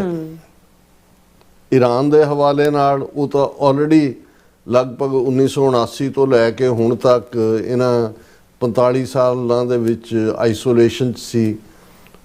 ਆਇਲ ਰਿਜ਼ਰਵ ਜਿਹੜੇ ਨੇ ਉਹਨਾਂ ਦੇ ਕੋਲ ਨੇ, ਉਹ ਰਸ਼ੀਆ ਨੂੰ ਵੇਚਿਆ ਜਾਂ ਕੋਈ ਹੋਰ ਕਲੈਂਡੈਸਟਨ ਲਈ ਭਾਰਤ ਜਾਂ ਦੂਜੇ ਤੀਜੇ, ਉਹਨਾਂ ਦੀ ਆਰਥਿਕਤਾ ਦਾ ਤਾਂ ਕੋਈ ਬਹੁਤ ਚੰਗਾ ਹਾਲ ਨਹੀਂ ਸੀ, ਲੇਕਿਨ ਉਹਨਾਂ ਨੇ ਯੀਲਡ ਨਹੀਂ ਕੀਤਾ ਇਹਨਾਂ ਸਾਰੇ ਪੀਰੀਅਡ 'ਚ ਇੰਟਰਨੈਸ਼ਨਲ। ਹਾਲਾਂ ਉਹ ਗੱਲਬਾਤ ਦੇ ਵਿੱਚ ਓਬਾਮਾ ਪੀਰੀਅਡ ਦੇ ਵਿੱਚ international atomic energy agency UN ਦੀ ਉਹਦੇ ਨਾਲ ਸਮਝੌਤਾ ਹੋਇਆ, ਔਰ ਇਹ ਲੱਗਦਾ ਸੀ ਕਿ ਵੀ ਈਰਾਨ ਵਾਪਸ ਮੁੱਖ ਧਾਰਾ ਦੁਨੀਆ ਦੇ ਬਾਕੀ ਮੁਲਕਾਂ ਦੇ ਨਾਲ ਹੌਲੀ ਹੌਲੀ ਆਏਗਾ, ਪਰ ਇਹ ਇਜ਼ਰਾਈਲ ਦੇ ਏਜੰਡੇ 'ਚ ਨਹੀਂ ਸੀ। ਇਜ਼ਰਾਈਲ ਤਾਂ ਉਹਨੂੰ ਇਹ ਲੱਗਦਾ ਸੀ ਕਿ ਵੀ ਜਿਹੜਾ ਵੀ ਮਿਡਲ ਈਸਟ ਦੇ ਮੁਲਕਾਂ ਦੇ ਵਿੱਚ ਇੱਕ ਪਾਵਰ ਬਣ ਕੇ ਉਭਰਨ ਵੱਲ ਉਭਰਿਆ, ਇਜ਼ਰਾਈਲ ਨੂੰ ਲੱਗਾ ਜੀ ਇਹ ਸਾਡੀ ਹੋਂਦ ਨੂੰ ਖਤਰਾ ਹੈ। ਔਰ ਉਹਨਾਂ ਨੇ ਜਿਵੇਂ ਇਰਾਕ ਨੂੰ, ਔਰ ਫਿਰ ਅਸੀਂ ਲੀਬੀਆ ਨੂੰ ਦੇਖਦੇ ਹਾਂ, ਔਰ ਹੁਣ ਅਸੀਂ ਸੀਰੀਆ ਨੂੰ ਦੇਖਦੇ ਹਾਂ। ਸੋ ਉਹਨਾਂ ਦੀ ਉਸ ਲਿਸਟ ਦੇ ਵਿੱਚ ਈਰਾਨ ਦੇ ਉੱਤੇ ਹਮਲਾ ਕਰਾਉਣ ਦੇ ਲਈ ਇਹਨਾਂ ਪਿਛਲੇ ਸਾਰੇ ਹੀ ਆਲਮੋਸਟ 20-25 ਸਾਲ ਤੋਂ ਇਜ਼ਰਾਈਲ ਦਾ ਜ਼ੋਰ ਲੱਗਾ ਹੋਇਆ ਸੀ, ਜਿਹਦੇ 'ਚੋਂ ਕਾਮਯਾਬ ਨਹੀਂ ਸੀ। ਸੋ ਹੁਣ ਮਿਸ ਇਨਫੋਰਮੇਸ਼ਨ ਦੇ ਨਾਲ, ਪਰਸੂਏਸ਼ਨ ਦੇ ਨਾਲ, ਐਪਸਟੀਨ ਫਾਈਲਸ ਦੇ ਨਾਲ, ਜਾਂ ਪਾਵਰਫੁਲ ਜਿਹੜੀ ਜਿਸ ਦੇ ਲਈ ਈਵਨ CIA ਆਫੀਸ਼ੀਅਲ ਦੂਸਰੇ ਜ਼ਾਓਨਿਸਟ ਲੌਬੀ ਕਹਿੰਦੇ ਨੇ, ਉਸ ਦੇ ਥੱਲੇ ਫਾਈਨਲੀ ਅਮਰੀਕਾ ਇਸ ਦੇ ਵਿੱਚ ਡਰੈਗ ਹੋਇਆ। ਇਸ ਜੰਗ ਦਾ ਜੇ ਈਰਾਨ ਡੀਕੈਪੈਸੀਟੇਟ ਹੁੰਦਾ ਹੈ, ਰਜੀਮ ਚੇਂਜ ਨਹੀਂ ਵੀ ਹੁੰਦਾ, ਇਹਦੇ 'ਚ ਤਾਂ ਕੋਈ ਸ਼ੱਕ ਨਹੀਂ ਹੈ ਕਿ ਜਿੰਨੀ ਬਰਬਾਦੀ ਈਰਾਨ ਦੀ ਹੋਈ ਹੈ ਜਾਂ ਹੋ ਰਹੀ ਹੈ ਜਾਂ ਕੱਲ੍ਹ ਨੂੰ ਵੀ ਹੋਏਗੀ ਅਗਲੇ 20 ਸਾਲ, ਉਹ ਨਹੀਂ ਉੱਠੇਗਾ। ਉਹਦਾ ਫਾਇਦਾ ਇਜ਼ਰਾਈਲ ਨੂੰ ਹੀ ਹੋਏਗਾ। ਅਮਰੀਕਾ ਦੇ ਲਈ ਜੇ ਇਸ ਪੀਰੀਅਡ ਦੇ ਵਿੱਚ ਯੂਰਪੀਅਨ ਨੈਟੋ ਵਾਲੇ ਅੱਖਾਂ ਦਿਖਾਉਣ ਲੱਗ ਗਏ ਨੇ, ਜਾਂ ਅਮਰੀਕਾ 'ਚ ਜੇ ਸਾਰਾ ਇਕਨੋਮਿਕਲੀ ਜਿਸ ਲੈਵਲ ਦੇ ਉੱਤੇ ਗੈਸ ਪ੍ਰਾਈਸਿਸ ਇਫੈਕਟਡ ਹੋ ਰਹੀਆਂ ਨੇ ਵਿਦਨ ਅਮਰੀਕਾ ਵੀ ਅਸੀਂ ਦੇਖਦੇ ਹਾਂ, ਅਤੇ ਇਹ ਵੀ ਪੋਪੂਲੈਰਿਟੀ ਦੇ ਵਿੱਚ ਵੀ ਫਰਕ ਪਾ ਰਿਹਾ ਹੈ। ਔਰ ਇਸ ਵੇਲੇ ਜਿਹੜਾ ਅਮਰੀਕਾ ਦੇ ਵਿੱਚ ਪਬਲਿਕ ਓਪੀਨੀਅਨ ਵੀ ਹੈ, ਪਹਿਲੀ ਵਾਰ ਹੈ ਕਿ ਖੁੱਲ੍ਹ ਕੇ ਲੋਕ ਇਜ਼ਰਾਈਲ ਦੇ ਖਿਲਾਫ ਕਿ ਇਸ ਜੰਗ ਦੇ ਹਵਾਲੇ ਨਾਲ ਉਹਨਾਂ ਨੇ ਬੋਲਣਾ ਸ਼ੁਰੂ ਕੀਤਾ। ਔਰ ਇਸ ਦੇ ਉੱਤੇ ਜਿਹੜਾ ਖਾਸ ਤੌਰ ਤੇ ਮੇਰਾ ਖਿਆਲ ਹੈ ਵੀ ਕਾਫੀ ਨਿਰਾਸ਼ਤਾ ਵਾਲਾ ਪਾਰਟ ਤਾਂ ਨੈਟੋ ਦਾ ਜਿਹੜਾ ਰੁਖ ਹੀ ਹੈ ਔਰ ਇਹਨਾਂ ਦੇ ਮੇਨ ਜਿਹੜੀਆਂ ਇੰਟਰਨੈਸ਼ਨਲ ਮੀਡੀਆ ਦੀ not our war Europe says no to Trump our Europeans have long been wary that angering Trump could mean he cuts them loose on Ukraine or tries to force Kyiv to accept a deal that favors Moscow. ਕਿ ਵੀ ਇਹ Europe ਵਾਲਿਆਂ ਨੇ ਹੁਣ even ਇਸ risk ਨੂੰ ਵੀ ਲੈ ਲਿਆ ਵੀ ਠੀਕ ਹੈ ਜੇ ਕੱਟ ਆਫ ਵੀ ਹੁੰਦਾ ਤੇ ਉਹ ਦੇਖਿਆ ਜਾਏਗਾ ਔਰ ਇਸ 'ਚ ਜਿਹੜਾ ਉਹ ਕਾਫੀ ਸਟਰੋਂਗ ਜਰਮਨ ਦੇ ਚਾਂਸਲਰ ਫ੍ਰੈਡਰਿਕ ਮਰਜ਼ ਨੇ ਕਾਫੀ ਸਟਰੋਂਗ ਲੈਂਗੁਏਜ ਯੂਜ਼ ਕੀਤੀ ਹੈ ਔਰ ਉਹਦੇ 'ਚ ਉਹਨਾਂ ਨੇ ਕਿਹਾ ਕਿ ਬਈ ਇਹ ਜਿਹੜਾ ਸਾਨੂੰ ਕਿਹਾ ਜਾ ਰਿਹਾ ਕਿ ਜੀ ਅਸੀਂ ਸ਼ਿਪ ਦਈਏ ਸਟੇਟ ਆਫ ਹਾਰਮੋਜ਼ ਨੂੰ ਖੁਲਾਈਏ ਔਰ ਅਸੀਂ ਇਸ ਦਾ ਹਿੱਸਾ ਬਿਲਕੁਲ ਨਹੀਂ ਬਣਨਾ ਚਾਹੁੰਦੇ ਔਰ to this day there is no convincing plan for how this operation could succeed Washington has not consulted us and didn't say European assistance was necessary ਉਹਨਾਂ ਕਿਹਾ ਨਾ ਸਾਨੂੰ ਕੰਸਲਟ ਕੀਤਾ ਨਾ ਹੀ ਕਿਹਾ ਨਾਲ ਯਾਨੀ ਉਹਨਾਂ ਨੇ ਆਪਣਾ ਇਸ ਦੇ ਉੱਤੇ ਕਲੀਅਰ ਲਾਈਨ ਦਿਖਾਈ ਔਰ ਇਸੇ ਤਰ੍ਹਾਂ ਉਹਨਾਂ ਦਾ ਡਿਫੈਂਸ ਮਿਨਿਸਟਰ ਵੀ ਜਿਹੜਾ ਉਹਨੇ ਇੱਕ ਕਦਮ ਹੋਰ ਅੱਗੇ ਜਾ ਕੇ ਕਿਹਾ this is not our war we have not started it ਔਰ ਇਹ ਜਿਹੜਾ ਜਰਮਨ ਫਰਾਂਸ ਸਪੇਨ ਜਿਹੜਾ ਹੈ ਉਹ ਖੁੱਲ੍ਹ ਕੇ ਇਸ ਦੇ ਉੱਤੇ ਬੋਲ ਰਹੇ ਨੇ ਕਿ ਵੀ ਇਹ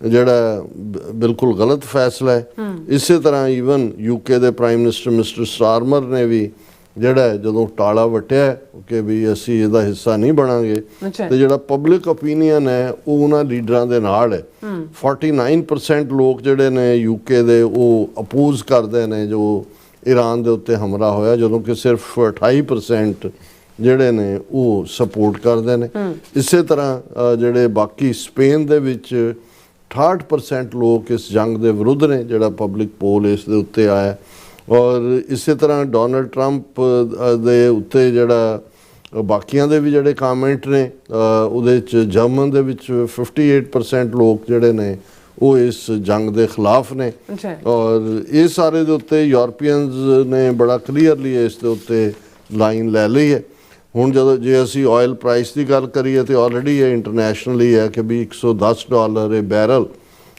ਹੋ ਗਿਆ ਆਫਟਰ ਗੈਸ ਫੀਲਡ ਸਟ੍ਰਾਈਕ ਜਿਹੜਾ ਈਰਾਨ ਨੇ ਕੀਤਾ ਔਰ ਸਟੇਟ ਆਫ ਹਾਰਮੂਸ ਉਸੇ ਤਰ੍ਹਾਂ ਈਰਾਨ ਦੇ ਕੰਟਰੋਲ 'ਚ ਹੈ ਔਰ 90 ਸ਼ਿਪਸ ਜਿਹੜੀਆਂ ਨੇ about 90 ships have crossed strait of Hormuz so far as Iran exports millions of barrels of oil despite war Iran ਦਾ ਤੇਲ ਜਾ ਰਿਹਾ ਹੈ 90 ਸ਼ਿਪਸ ਜਿਹੜੀਆਂ ਨੇ ਉਹ ਸਟੇਟ ਆਫ ਹਾਰਮੂਜ਼ ਨੂੰ ਕ੍ਰਾਸ ਕਰ ਚੁੱਕੀਆਂ ਨੇ ਔਰ ਇਸ ਦੇ ਉੱਤੇ ਜਿਹੜਾ ਈਰਾਨ ਨੇ ਬੜਾ ਕਲੀਅਰਲੀ ਇਹ ਕਿਹਾ ਕਿ ਵੀ ਈਵਨ ਜਿਹੜਾ ਦਲੀਪ ਸਿਨਹਾ ਇਹਨਾਂ ਦਾ ਇੰਡੀਆ ਦਾ ਰਿਪਰੈਜ਼ੈਂਟੇਟਿਵ ਰਿਹਾ ਬਹੁਤ ਵੱਡਾ UN 'ਚ ਉਹਨੇ ਵੀ ਕਿਹਾ ਕਿ ਈਰਾਨ ਹੈਜ਼ ਸਰਪ੍ਰਾਈਜ਼ਡ ਐਵਰੀਵਨ ਕਿ ਇਸ ਸਾਰੇ ਹੁਣ ਇੱਕ ਪਾਸੇ ਕਿਉਂਕਿ ਸਾਰਾ ਧਿਆਨ ਈਰਾਨ ਦੇ ਉੱਤੇ ਕੇਂਦਰਿਤ ਹੈ ਪਰ ਜਿਹੜੀ ਤਬਾਹੀ ਇਜ਼ਰਾਈਲ ਵੱਲੋਂ ਲਬਨਾਨ ਦੇ ਵਿੱਚ ਕੀਤੀ ਜਾ ਰਹੀ ਹੈ ਉਸ ਦੀਆਂ ਖਬਰਾਂ ਵੀ ਜਿਹੜੀਆਂ ਨੇ ਉਹ ਛੋਟਾ ਜਿਹਾ ਕਾਲਮ ਹੀ ਬਣਦਾ ਔਰ ਯੂਨਾਈਟਿਡ ਨੇਸ਼ਨ ਨੇ ਅੱਜ ਕਿਹਾ ਕਿ ਮੋਰ ਦੈਨ 36,000 ਫਲਸਤੀਨੀਅਨਸ ਡਿਸਪਲੇਸਡ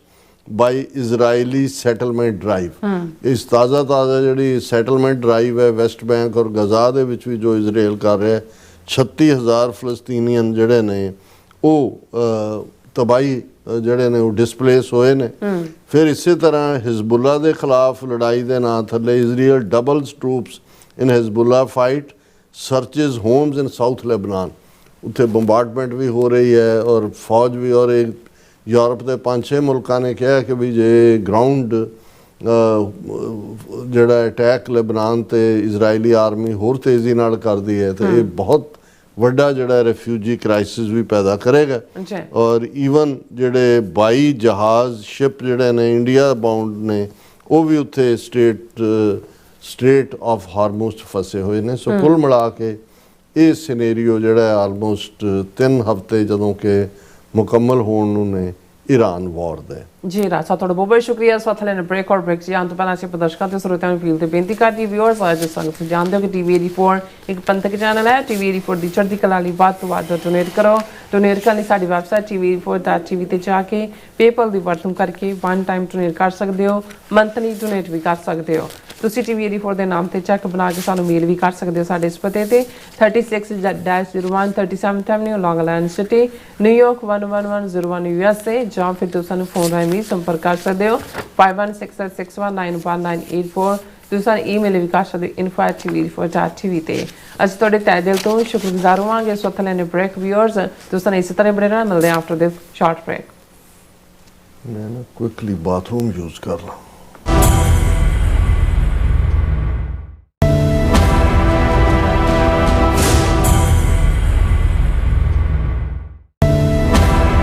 ਅਮਰੀਕਾ ਵਿੱਚ ਰਹਿ ਰਹੇ ਹੋ ਅਤੇ ਡਰਾਈਵਿੰਗ ਲਾਇਸੈਂਸ ਲੈਣਾ ਚਾਹੁੰਦੇ ਹੋ ਤੇ ਲੱਭ ਰਹੇ ਹੋ ਇੱਕ ਤਜਰਬੇਕਾਰ ਡਰਾਈਵਿੰਗ ਸਕੂਲ ਤਾਂ ਤੁਹਾਡੇ ਲਈ ਹੈ ਵੱਡੀ ਖੁਸ਼ਖਬਰੀ।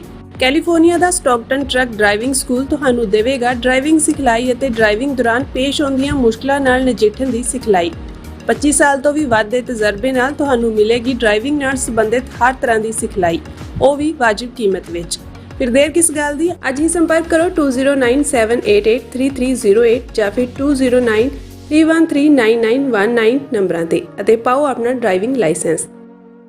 ਤੁਸੀਂ ਵੇਖ ਰਹੇ ਹੋ TV84, ਇੱਕ ਅਜਿਹਾ ਚੈਨਲ ਜੋ ਪਾਬੰਦੀਆਂ ਦੇ ਬਾਵਜੂਦ ਵੀ ਸੱਚ ਨੂੰ ਆਧਾਰ ਬਣਾ ਕੇ ਸਿੱਖ ਸੰਘਰਸ਼, ਸਿੱਖ ਨਜ਼ਰੀਏ ਅਤੇ ਕੌਮੀ ਮੁੱਦਿਆਂ ਨੂੰ ਨਿਡਰਤਾ ਨਾਲ ਸਾਹਮਣੇ ਰੱਖਦਾ ਆ ਰਿਹਾ ਹੈ। ਹੁਣ ਇੱਕ ਵਾਰ ਫਿਰ ਭਾਰਤ ਵਿੱਚ TV84 ਨੂੰ ਰਿਸਟ੍ਰਿਕਟ ਕਰ ਦਿੱਤਾ ਗਿਆ। ਸੱਚ ਨੂੰ ਦਬਾਇਆ ਤਾਂ ਜਾ ਸਕਦਾ ਹੈ ਪਰ ਮਿਟਾਇਆ ਨਹੀਂ। ਅਸੀਂ ਖਾਮੋਸ਼ ਨਹੀਂ ਹੋਏ, ਸਾਡੀ ਆਵਾਜ਼ ਅਜੇ ਵੀ ਜਿਉਂਦੀ ਹੈ। ਭਾਰਤ ਤੋਂ ਬਾਹਰ TV84 ਅਜੇ ਵੀ ਉਪਲਬਧ ਹੈ ਤੇ ਭਾਰਤ ਵਿੱਚ ਤੁਸੀਂ TV84 ਦੀ ਵੈਬਸਾਈਟ ਤੇ ਸਾਡੀ ਪੂਰੀ ਰਿਪੋਰਟਿੰਗ, ਵੀਡੀਓਜ਼ ਅਤੇ ਸੱਚੀ ਜਾਣਕਾਰੀ ਵੇਖ ਸਕਦੇ ਹੋ। ਤਾਂ ਅੱਜ ਹੀ ਜੁੜੋ TV84 ਦੀ ਵੈਬਸਾਈਟ ਦੇ ਨਾਲ, ਸਾਨੂੰ ਸਹਿਯੋਗ ਦਿਓ ਅਤੇ ਸੱਚ ਨਾਲ ਜੁੜੇ ਰਹੋ। TV84 ਸੱਚ ਦੀ ਆਵਾਜ਼। ਵਿਸਾਖੀ ਅਤੇ ਖਾਲਸਾ ਸਾਜਨਾ ਦਿਵਸ ਦੀ 327ਵੀਂ ਵਰ੍ਹੇਗੰਢ ਮੌਕੇ ਇੱਕ ਵੱਡਾ ਸਮਾਗਮ ਹੋਣ ਜਾ ਰਿਹਾ ਹੈ। ਵਿਸਾਖੀ ਜੋ ਸਿਰਫ ਤਿਉਹਾਰ ਨਹੀਂ ਸਗੋਂ ਖਾਲਸੇ ਦੀ ਪਹਿਚਾਣ ਅਤੇ ਆਜ਼ਾਦੀ ਦੇ ਐਲਾਨ ਦਾ ਪ੍ਰਤੀਕ ਹੈ। ਅਮਰੀਕਾ ਦੀ ਰਾਜਧਾਨੀ ਵਾਸ਼ਿੰਗਟਨ DC ਵਿੱਚ ਕੱਢਿਆ ਜਾਵੇਗਾ ਸਿੱਖ ਫਰੀडम ਮਾਰਚ, ਜਿੱਥੇ ਗੂੰਜੇਗੀ ਸੱਚ ਦੀ ਆਵਾਜ਼ ਅਤੇ ਇਨਸਾਫ ਦੀ ਮੰਗ। ਇਸ ਮੌਕੇ ਵਿਸਾਖੀ ਨੂੰ ਨੈਸ਼ਨਲ ਸਿੱਖ ਡੇ USA ਵਜੋਂ ਮਨਾਇਆ ਜਾਵੇਗਾ। ਤਾਂ ਇਸ ਫਰੀडम ਮਾਰਚ ਦਾ ਹਿੱਸਾ ਬਣਨ ਲਈ ਜ਼ਰੂਰ ਪਹੁੰਚੋ ਜੀ ਸ਼ਨੀਚਰਵਾਰ 4 ਅਪ੍ਰੈਲ 2026 ਨੂੰ ਵਾਸ਼ਿੰਗਟਨ DC ਵਿਖੇ। ਕੀ ਤੁਸੀਂ ਰੋਜ਼ਾਨਾ ਕੰਮ ਤੇ ਆਪਣਾ ਵਧੇਰੇ ਸਮਾਂ ਬਿਤਾਉਣ ਤੋਂ ਪਰੇਸ਼ਾਨ ਹੋ? ਆਪਣੀ ਪੂੰਜੀ ਨੂੰ ਕੰਮ ਤੇ ਲਗਾਓ, ਸਾਡੇ ਨਾਲ ਇਨਵੈਸਟ ਕਰੋ। ਅਸੀਂ ਤੁਹਾਡੀ ਪੂੰਜੀ ਤੋਂ ਤੁਹਾਡੇ ਲਈ ਵਧੇਰੇ ਪੈਸੇ ਬਣਾ ਸਕਦੇ ਹਾਂ। ਅਸੀਂ ਪ੍ਰਾਈਵੇਟ ਇਕੁਇਟੀ ਇਨਵੈਸਟਮੈਂਟ ਫਰਮ ਹਾਂ ਤੇ ਕਮਰਸ਼ੀਅਲ ਰੀਅਲ ਏਸਟੇਟ ਵਿੱਚ ਮਾਹਿਰ ਹਾਂ। Property management, leasing, asset management, commercial real estate investment ਵਿੱਚ ਸਾਰੀਆਂ ਸੇਵਾਵਾਂ ਲਈ ਅਮਰੀਕਾ ਭਰ ਵਿੱਚੋਂ ਤੁਸੀਂ ਸਾਡੇ ਤੱਕ ਪਹੁੰਚ ਕਰ ਸਕਦੇ ਹੋ। ਆਜ਼ਾਦ ਕਮਰਸ਼ੀਅਲ ਰੀਅਲਟੀ ਸਰਵਿਸਿਜ਼ ਦੇ Azad family trust 701 north port oak road, suite number 204, Houston, Texas. ਤੁਸੀਂ ਸਾਨੂੰ ਸਾਡੇ ਫੋਨ ਨੰਬਰ 7136861277 ਤੇ ਵੀ ਸੰਪਰਕ ਕਰ ਸਕਦੇ ਹੋ। Azad commercial. Viewers welcome back to program. So viewers ਗੱਲਬਾਤ ਕਰਨ ਜਾ ਰਹੇ ਹਾਂ ਕਿ ਲਗਭਗ 18 ਇੰਟੈਲੀਜੈਂਸ ਏਜੰਸੀਆਂ ਨੂੰ ਲੀਡ ਕਰਨ ਵਾਲੀ ਅਮਰੀਕਾ ਦੀ ਇੰਟੈਲੀਜੈਂਸ ਚੀਫ ਤੁਲਸੀ ਗੈਬਰਡ ਨੇ ਸੈਨੇਟ ਕਮੇਟੀ ਦੇ ਸਾਹਮਣੇ ਟੈਸਟੀਫਾਈ ਕਰਦਿਆਂ ਕਿਹਾ ਹੈ ਕਿ ਭਵਿੱਖ ਵਿੱਚ ਅਮਰੀਕਾ ਨੂੰ ਨਾਰਥ ਕੋਰੀਆ, ਚਾਈਨਾ, ਰਸ਼ੀਆ ਅਤੇ ਪਾਕਿਸਤਾਨ ਦੀਆਂ ਲੌਂਗ ਰੇਂਜ ਬੈਲਿਸਟਿਕ ਮਿਜ਼ਾਈਲਾਂ ਤੋਂ ਖਤਰਾ ਹੋ ਸਕਦਾ ਔਰ ਈਰਾਨ ਜੰਗ ਦੇ ਇਸ ਅਹਿਮ ਪੜਾਅ ਮੌਕੇ ਇਸ ਬਿਆਨ ਦੇ ਡੂੰਘੇ ਮਤਲਬ ਹੋ ਸਕਦੇ ਨੇ। ਸੋ ਇਸ ਬਾਰੇ ਆਪਾਂ ਗੱਲਬਾਤ ਕਰਨ ਜਾ ਰਹੇ ਹਾਂ। ਸੋ ਅਸੀਂ ਚਾਹਾਂਗੇ ਕਿ ਤੁਸੀਂ ਇਸੇ ਤਰ੍ਹਾਂ ਬਣੇ ਰਹਿਣਾ, ਦੇਖਣ ਸੁਣਨ ਲਈ ਐਂਡ ਲਿਖਣ ਲਈ। ਤੁਹਾਡਾ ਸਭ ਦਾ ਬਹੁਤ ਬਹੁਤ ਧੰਨਵਾਦ ਜੀ। ਡਾਕਟਰ ਸਾਹਿਬ ਕੀ ਵਿਚਾਰਾਂ ਨੇ? ਦੇਖੋ, ਜਦੋਂ ਪਿਛਲੇ ਕੁਝ ਦਿਨਾਂ ਤੋਂ ਇੱਕ ਤਾਂ ਪਿਛਲੇ ਲਗਭਗ 3 ਹਫ਼ਤੇ ਤੋਂ ਈਰਾਨ ਦੇ ਨਾਲ ਟਕਰਾਅ ਦੀ ਲਾਈਨ ਇਜ਼ਰਾਈਲ ਅਮਰੀਕਾ ਦੀ ਚੱਲ ਹੀ ਰਹੀ ਹੈ, ਪਰ ਉਸ ਤੋਂ ਕੁਝ ਹਫ਼ਤੇ ਪਹਿਲਾਂ ਇਹ ਪਹਿਲੀ ਵਾਰ ਸੀ ਕਿ ਨੇਤਨਯਾਹੂ ਦੇ ਬਿਆਨਾਂ ਦੇ ਵਿੱਚ, ਉਹਨਾਂ ਦੀਆਂ ਪ੍ਰੈਸ ਕਾਨਫਰੰਸਿਸ 'ਚ ਉਹਨਾਂ ਨੇ ਤੁਰਕੀਏ ਔਰ ਪਾਕਿਸਤਾਨ ਇਹਨਾਂ ਦਾ ਜ਼ਿਕਰ ਕਰਨਾ ਸ਼ੁਰੂ ਕਰ ਦਿੱਤਾ ਸੀ। ਹਾਲਾਂ ਸ਼ੁਰੂ ਤੋਂ ਇਹ ਰਿਹਾ ਹੈ ਕਿ ਵੀ ਪਾਕਿਸਤਾਨ ਦਾ ਨਿਊਕਲੀਅਰ ਪ੍ਰੋਗਰਾਮ, ਜਿਸ ਨੂੰ ਪਾਕਿਸਤਾਨ ਨੇ ਬੜਾ ਸਪੈਸੀਫਿਕਲੀ ਡਿਕਲੇਅਰ ਕੀਤਾ ਹੋਇਆ ਕਿ ਵੀ ਇਹ ਡੈਟਰੈਂਟ ਹੈ ਸਾਡਾ ਅਗੇਂਸਟ ਇੰਡੀਆ, ਇਸ ਦਾ ਕੋਈ ਹੋਰ ਐਂਬੀਸ਼ਨ ਨਹੀਂ ਹੈ। ਸਿਰਫ ਤੇ ਸਿਰਫ ਭਾਰਤ ਨੇ ਕਿਉਂਕਿ ਨਿਊਕਲੀਅਰ ਬਣਾਇਆ ਤੇ ਸਾਡੇ ਔਰ ਜ਼ਾਹਰ ਹੈ ਜੰਮੂ ਕਸ਼ਮੀਰ ਦਾ ਮੁੱਦਾ ਜਾਂ ਪਾਣੀਆਂ ਦਾ ਮੁੱਦਾ ਟਕਰਾਅ ਦਾ ਰੀਜ਼ਨ ਰਿਹਾ। ਉਹਨਾਂ ਨੇ ਕਿਹਾ ਵੀ ਇਹ ਡੈਟਰੈਂਟ ਹੈ ਅਗੇਂਸਟ ਇੰਡੀਆ।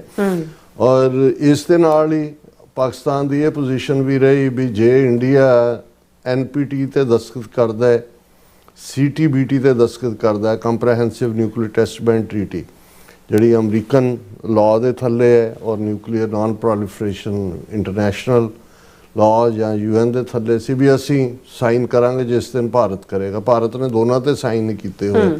ਸੋ ਜੇ ਨਿਊਕਲੀਅਰ ਪ੍ਰੋਲੀਫਰੇਸ਼ਨ ਦਾ ਇਜ਼ਰਾਈਲ ਜਿਹੜਾ ਖੁਦ ਜਿਹਦੇ ਕੋਲ ਨਿਊਕਲੀਅਰ ਪ੍ਰੋਗਰਾਮ ਲੇਟ 50s ਤੋਂ ਹੈ ਔਰ ਜਿਹਨੂੰ ਜਦੋਂ ਕੈਨੇਡੀ ਨੇ ਅਪੋਜ਼ ਕੀਤਾ ਉਸ ਲਾਈਨ ਨੂੰ, ਤਾਂ ਇਹ ਇੱਕ ਗੱਲ ਜਿਹੜੇ ਇਹਨਾਂ ਦੇ ਆਫੀਸ਼ੀਅਲਸ ਵੀ ਕੁਝ ਦੱਬੀ ਆਵਾਜ਼ ਨਾਲ, ਕੁਝ ਜਿਹੜੇ ਵਿਸਲ ਬਲੋਅਰ ਨੇ ਖੁੱਲ੍ਹੇ ਤੌਰ ਤੇ ਕਹਿੰਦੇ ਨੇ ਕਿ JFK ਕੈਨੇਡੀ ਦੀ ਅਸੈਸੀਨੇਸ਼ਨ ਜਿਹੜੀ ਡਾਲਸ ਟੈਕਸਾਸ ਦੇ ਵਿੱਚ ਹੋਈ, ਉਸ ਦੇ ਬਿਹਾਈਂਡ ਕੌਣ ਹੋ ਸਕਦਾ ਹੈ ਇਹਨਾਂ ਤੋਂ ਬਿਨਾਂ, ਜਿਹੜਾ ਮੋਸਾਦ ਦੇ ਉੱਤੇ ਉਹ ਉਂਗਲ ਜਾਂਦੀ ਹੈ। ਸੋ ਇਹਦੇ ਬਾਵਜੂਦ ਕਿ ਇਜ਼ਰਾਈਲ ਨੇ ਤਾਂ ਆਪਣੇ ਆਪ ਨੂੰ ਮੰਨਿਆ ਹੀ ਨਹੀਂ ਹੈ ਔਰ ਇਸ ਵੇਲੇ ਵੀ ਇੱਕ ਫੀਅਰ ਜਿਹੜਾ ਐਨਾਲਿਸਟ ਇਸ ਈਰਾਨ ਦੇ ਨਾਲ ਟਕਰਾਅ ਦੇ ਵਿੱਚ ਵੀ ਦੇਖਦੇ ਨੇ ਕਿ ਜੇ ਅਜੇ ਤਾਂ ਈਰਾਨ ਨੇ ਕਲਸਟਰ ਬੰਬਸ, ਪਹਿਲਾਂ ਉਹਨਾਂ ਨੇ ਬੈਲਿਸਟਿਕ ਮਿਸਲਸ ਜਿਹੜੀਆਂ ਨੇ ਕਰੂਜ਼ ਮਿਸਲਸ ਯੂਜ਼ ਕੀਤੀਆਂ, ਹਾਈਪਰਸੋਨਿਕ ਜਿਹੜੀਆਂ ਨੇ, ਜੇ ਉਸ ਤੋਂ ਬਾਅਦ ਤਬਾਹੀ ਵੱਲ ਇਜ਼ਰਾਈਲ ਜਾਂਦਾ ਤਾਂ ਇੱਕ ਤਬਕਾ ਇਹ ਵੀ ਹੈ ਕਿ ਇਜ਼ਰਾਈਲ ਜਿਹੜਾ ਉਹ ਨਿਊਕਲੀਅਰ ਤੱਕ ਵੀ ਜਾ ਸਕਦਾ। ਹੁਣ ਇਸ ਸਾਰੇ ਦੇ ਵਿੱਚ ਜਦੋਂ ਕਿ ਆਲਰੇਡੀ ਪਾਕਿਸਤਾਨ ਦੇ ਨਾਲ ਅਮਰੀਕਾ ਦੇ ਜਿਹੜੇ ਸਬੰਧ ਨੇ, ਖਾਸ ਤੌਰ ਤੇ ਪ੍ਰੈਜ਼ੀਡੈਂਟ ਟਰੰਪ ਆਪਰੇਸ਼ਨ ਸੰਦੂਰ ਰੁਕਵਾਉਣ ਤੋਂ ਬਾਅਦ ਉਹਨਾਂ ਦੇ ਫੌਜੀ ਚੀਫ ਆਸਮ ਮੁਨੀਰ ਉਹਨਾਂ ਨੂੰ lunch the Dawat, board of piece ਦੇ ਵਿੱਚ ਪਾਕਿਸਤਾਨ ਦੀ ਸ਼ਮੂਲੀਅਤ, ਈਵਨ ਗਜ਼ਾ ਪੀਸ ਪਲਾਨ ਦੇ ਵਿੱਚ ਵੀ ਜਿਹੜੀ ਪੀਸ ਕੀਪਿੰਗ ਫੋਰਸ ਦੇ ਵਿੱਚ ਪਾਕਿਸਤਾਨ ਦੀ ਵਿਲਿੰਗਨੈਸ ਉਹਨੂੰ ਜੁਆਇਨ ਕਰਨ ਦੀ, ਇਸ ਸਭ ਦੇ ਬਾਵਜੂਦ ਜਦੋਂ ਕਿ ਹੁਣ ਇਨ ਦਾ ਥਿਕ ਆਫ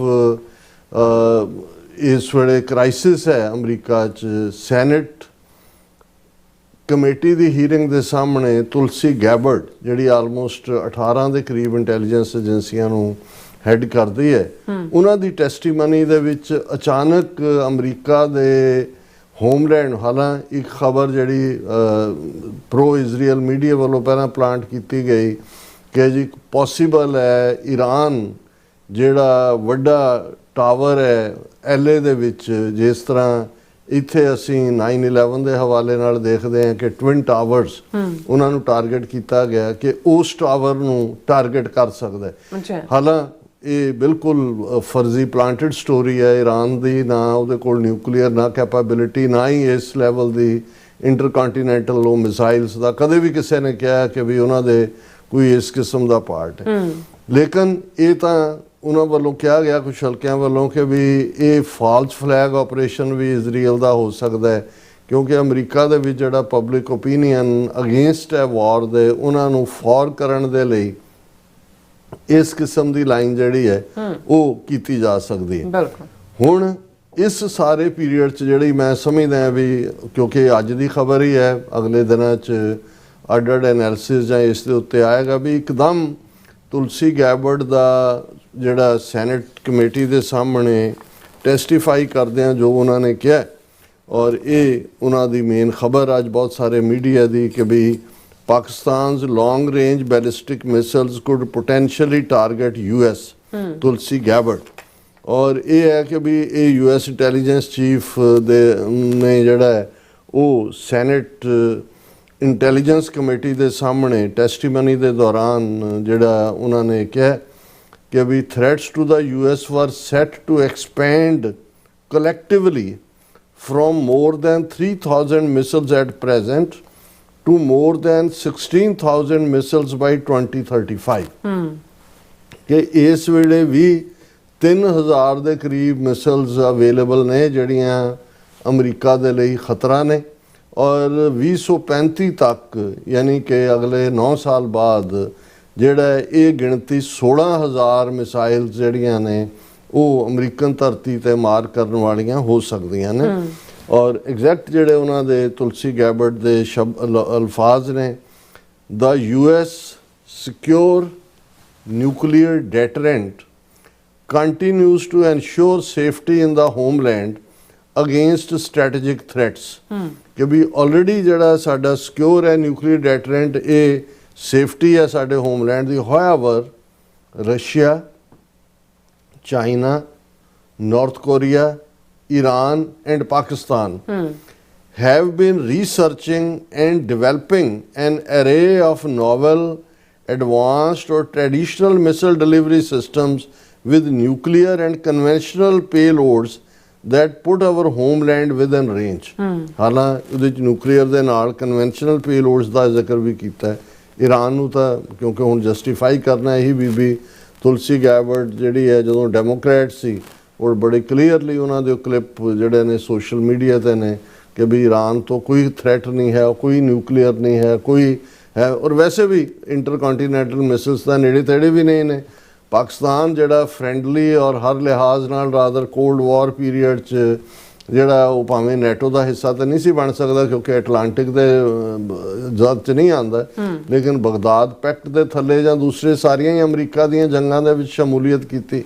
ਸਭ ਤੋਂ ਵੱਡਾ ਤਾਂ ਜਿਹੜਾ 1979 'ਚ ਜਦੋਂ ਕਿ ਸੋਵੀਅਤ ਯੂਨੀਅਨ ਨੇ ਅਫਗਾਨਿਸਤਾਨ ਨੂੰ ਆਕੂਪਾਈ ਕੀਤਾ ਤੇ ਪਾਕਿਸਤਾਨ ਔਰ CIA ਔਰ ISI ਉਹਨਾਂ ਦੇ ਜੁਆਇੰਟ ਆਪਰੇਸ਼ਨ ਸੀ। ਔਰ ਇਹ ਅਮਰੀਕਾ ਨੂੰ ਵੀ ਪਤਾ ਹੈ ਵੀ ਪਾਕਿਸਤਾਨ ਦਾ ਜਿਹੜਾ ਨਿਊਕਲੀਅਰ ਪ੍ਰੋਗਰਾਮ ਹੈ ਉਹ ਡੈਟਰੈਂਟ ਹੈ ਅਗੇਂਸਟ ਇੰਡੀਆ, ਆਪਣੇ ਆਪ ਨੂੰ ਸੇਫ ਕਰਨ ਦੇ ਲਈ।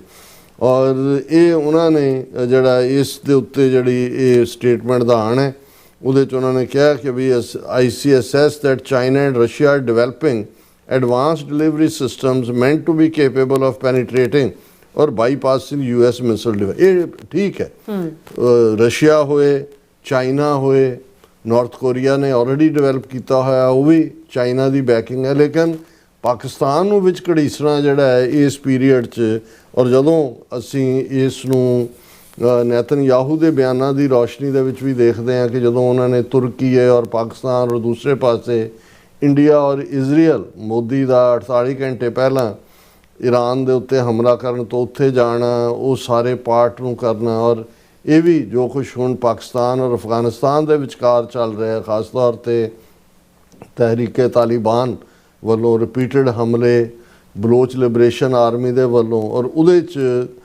ਜਿਹੜਾ ਉਹ ਬਿਲਕੁਲ ਇੰਡੀਆ ਔਰ ਇਜ਼ਰਾਈਲ, ਇਹ ਇੰਡੀਆ ਪੈਸਾ ਲਾ ਰਿਹਾ ਉਹਨਾਂ ਦੇ ਉੱਤੇ। ਇਹ ਸਾਰੀਆਂ ਜਿਹੜੀਆਂ ਦਹਿਸ਼ਤਗਰਦ ਤਨਜ਼ੀਮਾਂ ਨੇ ਜਿਨ੍ਹਾਂ ਨੂੰ ਹੁਣ ਅਫਗਾਨਿਸਤਾਨ ਦਾ ਜਿਹੜਾ ਤਾਲਿਬਾਨ ਰਜੀਮ ਹੈ ਉਹ ਸ਼ੈਲਟਰ ਦੇ ਰਿਹਾ, ਪੈਸਾ ਇੰਡੀਆ ਦਾ ਹੈ, ਟੈਕਨੀਕਲ ਜਿਹੜੀ ਐਕਸਪਰਟੀਜ਼ ਹੈ ਉਹ ਇਜ਼ਰਾਈਲ ਦੀ ਹੈ, ਔਰ ਬਰਾਬਰ ਔਰ ਪਾਕਿਸਤਾਨ ਨੇ ਵੀ ਮੂੰਹ ਤੋੜ ਜਵਾਬ ਦਿੱਤਾ। ਹਾਲਾਂ ਕੁਛ ਇਸਲਾਮਿਕ ਦੋਸਤਾਨਾ ਮੁਲਕਾਂ ਦੇ ਕਹਿਣ ਦੇ ਉੱਤੇ ਪਾਕਿਸਤਾਨ ਨੇ ਜਿਹੜਾ ਈਦ ਦੇ ਮੌਕੇ ਦੇ ਉੱਤੇ ਪੌਜ਼ ਕੀਤਾ ਇਨ ਹੌਸਟਿਲਿਟੀਜ਼, ਲੇਕਿਨ ਇਹ ਸਾਰੇ ਦੇ ਚੱਲਦੇ ਆ ਪਾਕਿਸਤਾਨ ਨੂੰ ਇਸ ਅਮਰੀਕਾ ਦੇ ਲਈ ਡੇਂਜਰ ਦੱਸਣਾ, ਇਹ ਜਿਹੜੇ ਨੇ ਇਹਦੇ ਡੂੰਘੇ ਮਤਲਬ ਨੇ। ਔਰ ਇਹ ਜਿਹੜੇ ਫਰਦਰ ਨੇਤਨਯਾਹੂ ਦੇ ਜਾਂ ਦੂਸਰੇ ਇਰਾਦਿਆਂ ਨੂੰ ਸਮਝਦੇ ਨੇ ਕਿ ਭਾਈ ਇਸ ਤੋਂ ਬਾਅਦ ਜਿਵੇਂ ਉਹਨੇ ਤੁਰਕੀਏ ਨੂੰ ਵੀ, ਔਰ ਪਿਛਲੇ ਦਿਨਾਂ 'ਚ ਨੇਤਨਯਾਹੂ ਨੇ ਕਿਹਾ ਸੀ ਕਿ ਕੋਈ ਫਰਕ ਨਹੀਂ ਪੈਂਦਾ ਕਿ ਦਹਿਸ਼ਤਗਰਦੀ ਸ਼ੀਆਂ ਦੀ ਹੈ ਕਿ ਸੁੰਨੀਆਂ ਦੀ ਹੈ।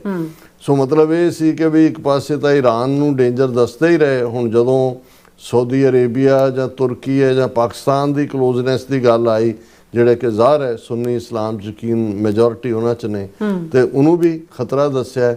ਔਰ ਇਹ ਜਿਹੜਾ ਆਪਣੇ ਆਪ ਦੇ ਵਿੱਚ ਕੋਈ ਬਹੁਤਾ ਪਾਕਿਸਤਾਨ ਦੇ ਨੁਕਤਾ ਨਿਗਾਹ ਤੋਂ ਕੋਈ ਇਹ ਠੀਕ ਗੱਲ ਨਹੀਂ ਹੈ। ਜੀ ਰਾਸਾ ਤੁਹਾਡਾ ਬਹੁਤ ਬਹੁਤ ਸ਼ੁਕਰੀਆ। ਸਾਥ ਲੈਣ ਬ੍ਰੇਕ ਵਿਊਅਰਸ ਤੁਸੀਂ ਇਸੇ ਤਰ੍ਹਾਂ ਬੜੇ ਰਹਿਣਾ, ਮਿਲਦੇ ਹਾਂ ਛੋਟੇ ਜਿਹੇ ਵਕਫੇ ਤੋਂ ਬਾਅਦ।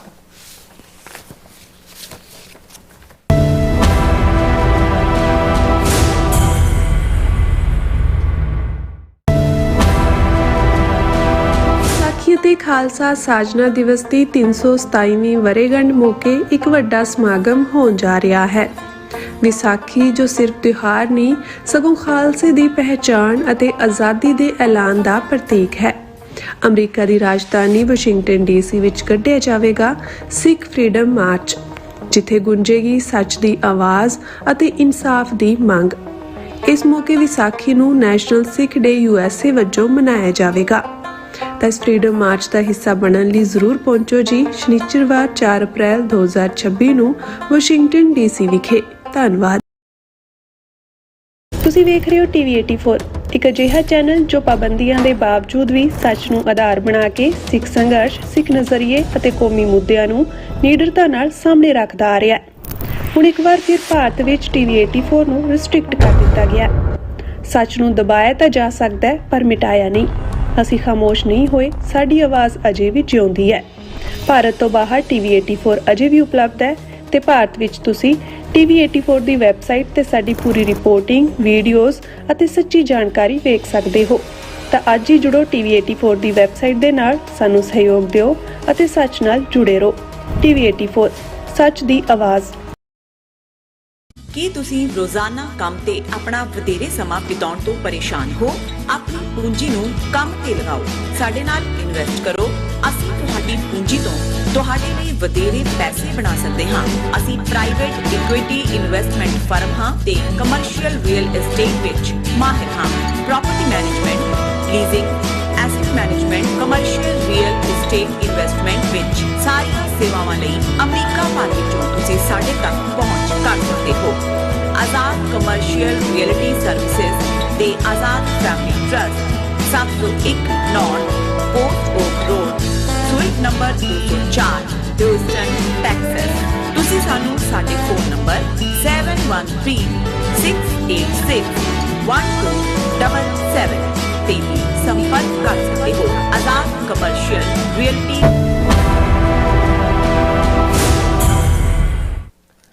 ਦਰਸ਼ਕੋ, ਬ੍ਰੇਕ ਤੋਂ ਬਾਅਦ ਤੁਹਾਡਾ ਸਭ ਦਾ ਭਰਪੂਰ ਸਵਾਗਤ ਹੈ। ਸੋ ਇਸ ਗੱਲਬਾਤ ਕਰਨ ਜਾ ਰਹੇ ਹਾਂ ਕਿ ਪਿਛਲੇ ਦਿਨੀ FBI ਦੇ ਅਸਿਸਟੈਂਟ ਡਾਇਰੈਕਟਰ ਹਾਇਥ ਜਾਨਕੇ ਵੱਲੋਂ FBI ਨੇ ਇੱਕ ਜਿਹੜੀ ਹੈ ਪ੍ਰੈਸ ਕਾਨਫਰੰਸ ਜਿਹੜੀ ਹੈ ਕੀਤੀ ਹੈ ਔਰ ਜਿਸ ਵਿੱਚ FBI ਵੱਲੋਂ ਕ੍ਰਾਈਮ ਵਿੱਚ ਲੜਿੰਦੇ ਮੋਸਟ ਵਾਂਟਡ ਕ੍ਰਿਮੀਨਲਸ ਦੀ ਜਿਹੜੀ ਹੈ ਲਿਸਟ ਜਾਰੀ ਕੀਤੀ ਗਈ, ਜਿਸ ਵਿੱਚ ਭਾਰਤੀ ਮੂਲ ਦਾ ਪ੍ਰਦੇਸ਼ ਕੁਮਾਰ ਪਟੇਲ ਵੀ ਸ਼ਾਮਲ ਹੈ। ਪਰ ਜਦੋਂ ਉਹਨਾਂ ਨੂੰ ਗੁਰਪਤਵੰਤ ਪੰਨੂ ਮਰਡਰ ਪਲਾਟ ਲਈ ਜ਼ਿੰਮੇਵਾਰ ਰਾਹ ਅਧਿਕਾਰੀ ਜਿਹੜੇ ਨੇ ਵਿਕਾਸ ਜਾਦਵ ਦੇ ਭਾਰਤ ਤੋਂ ਅਮਰੀਕਾ ਐਕਸਟ੍ਰੈਡੀਸ਼ਨ ਸੰਬੰਧੀ ਸਵਾਲ ਪੁੱਛਿਆ ਗਿਆ ਤਾਂ ਉਹ ਇਸ ਤੋਂ ਟਾਲਾ ਕਰ ਗਏ ਔਰ ਹਾਲ ਹੀ ਵਿੱਚ US ਸਰਫ ਦੀ ਜਿਹੜੀ ਰਿਪੋਰਟ ਵਿੱਚ ਰਾਹ ਏਜੰਸੀ ਦਾ ਖਾਸ ਤੌਰ ਤੇ ਜ਼ਿਕਰ ਕੀਤਾ ਗਿਆ। ਸੋ ਇਸ ਬਾਰੇ ਆਪਾਂ ਗੱਲਬਾਤ ਕਰਨ ਜਾ ਰਹੇ ਹਾਂ। ਸੋ ਅਸੀਂ ਚਾਹਾਂਗੇ ਕਿ ਤੁਸੀਂ ਇਸੇ ਤਰ੍ਹਾਂ ਬਣੇ ਰਹਿਣਾ, ਦੇਖਣ ਸੁਣ ਲਈ ਲਿਖਣ ਲਈ ਤੁਹਾਡਾ ਸਭ ਦਾ ਬਹੁਤ ਬਹੁਤ ਧੰਨਵਾਦ ਜੀ। ਡਾਕਟਰ ਸਾਹਿਬ ਕੀ ਵਿਚਾਰਾਂ ਨੇ?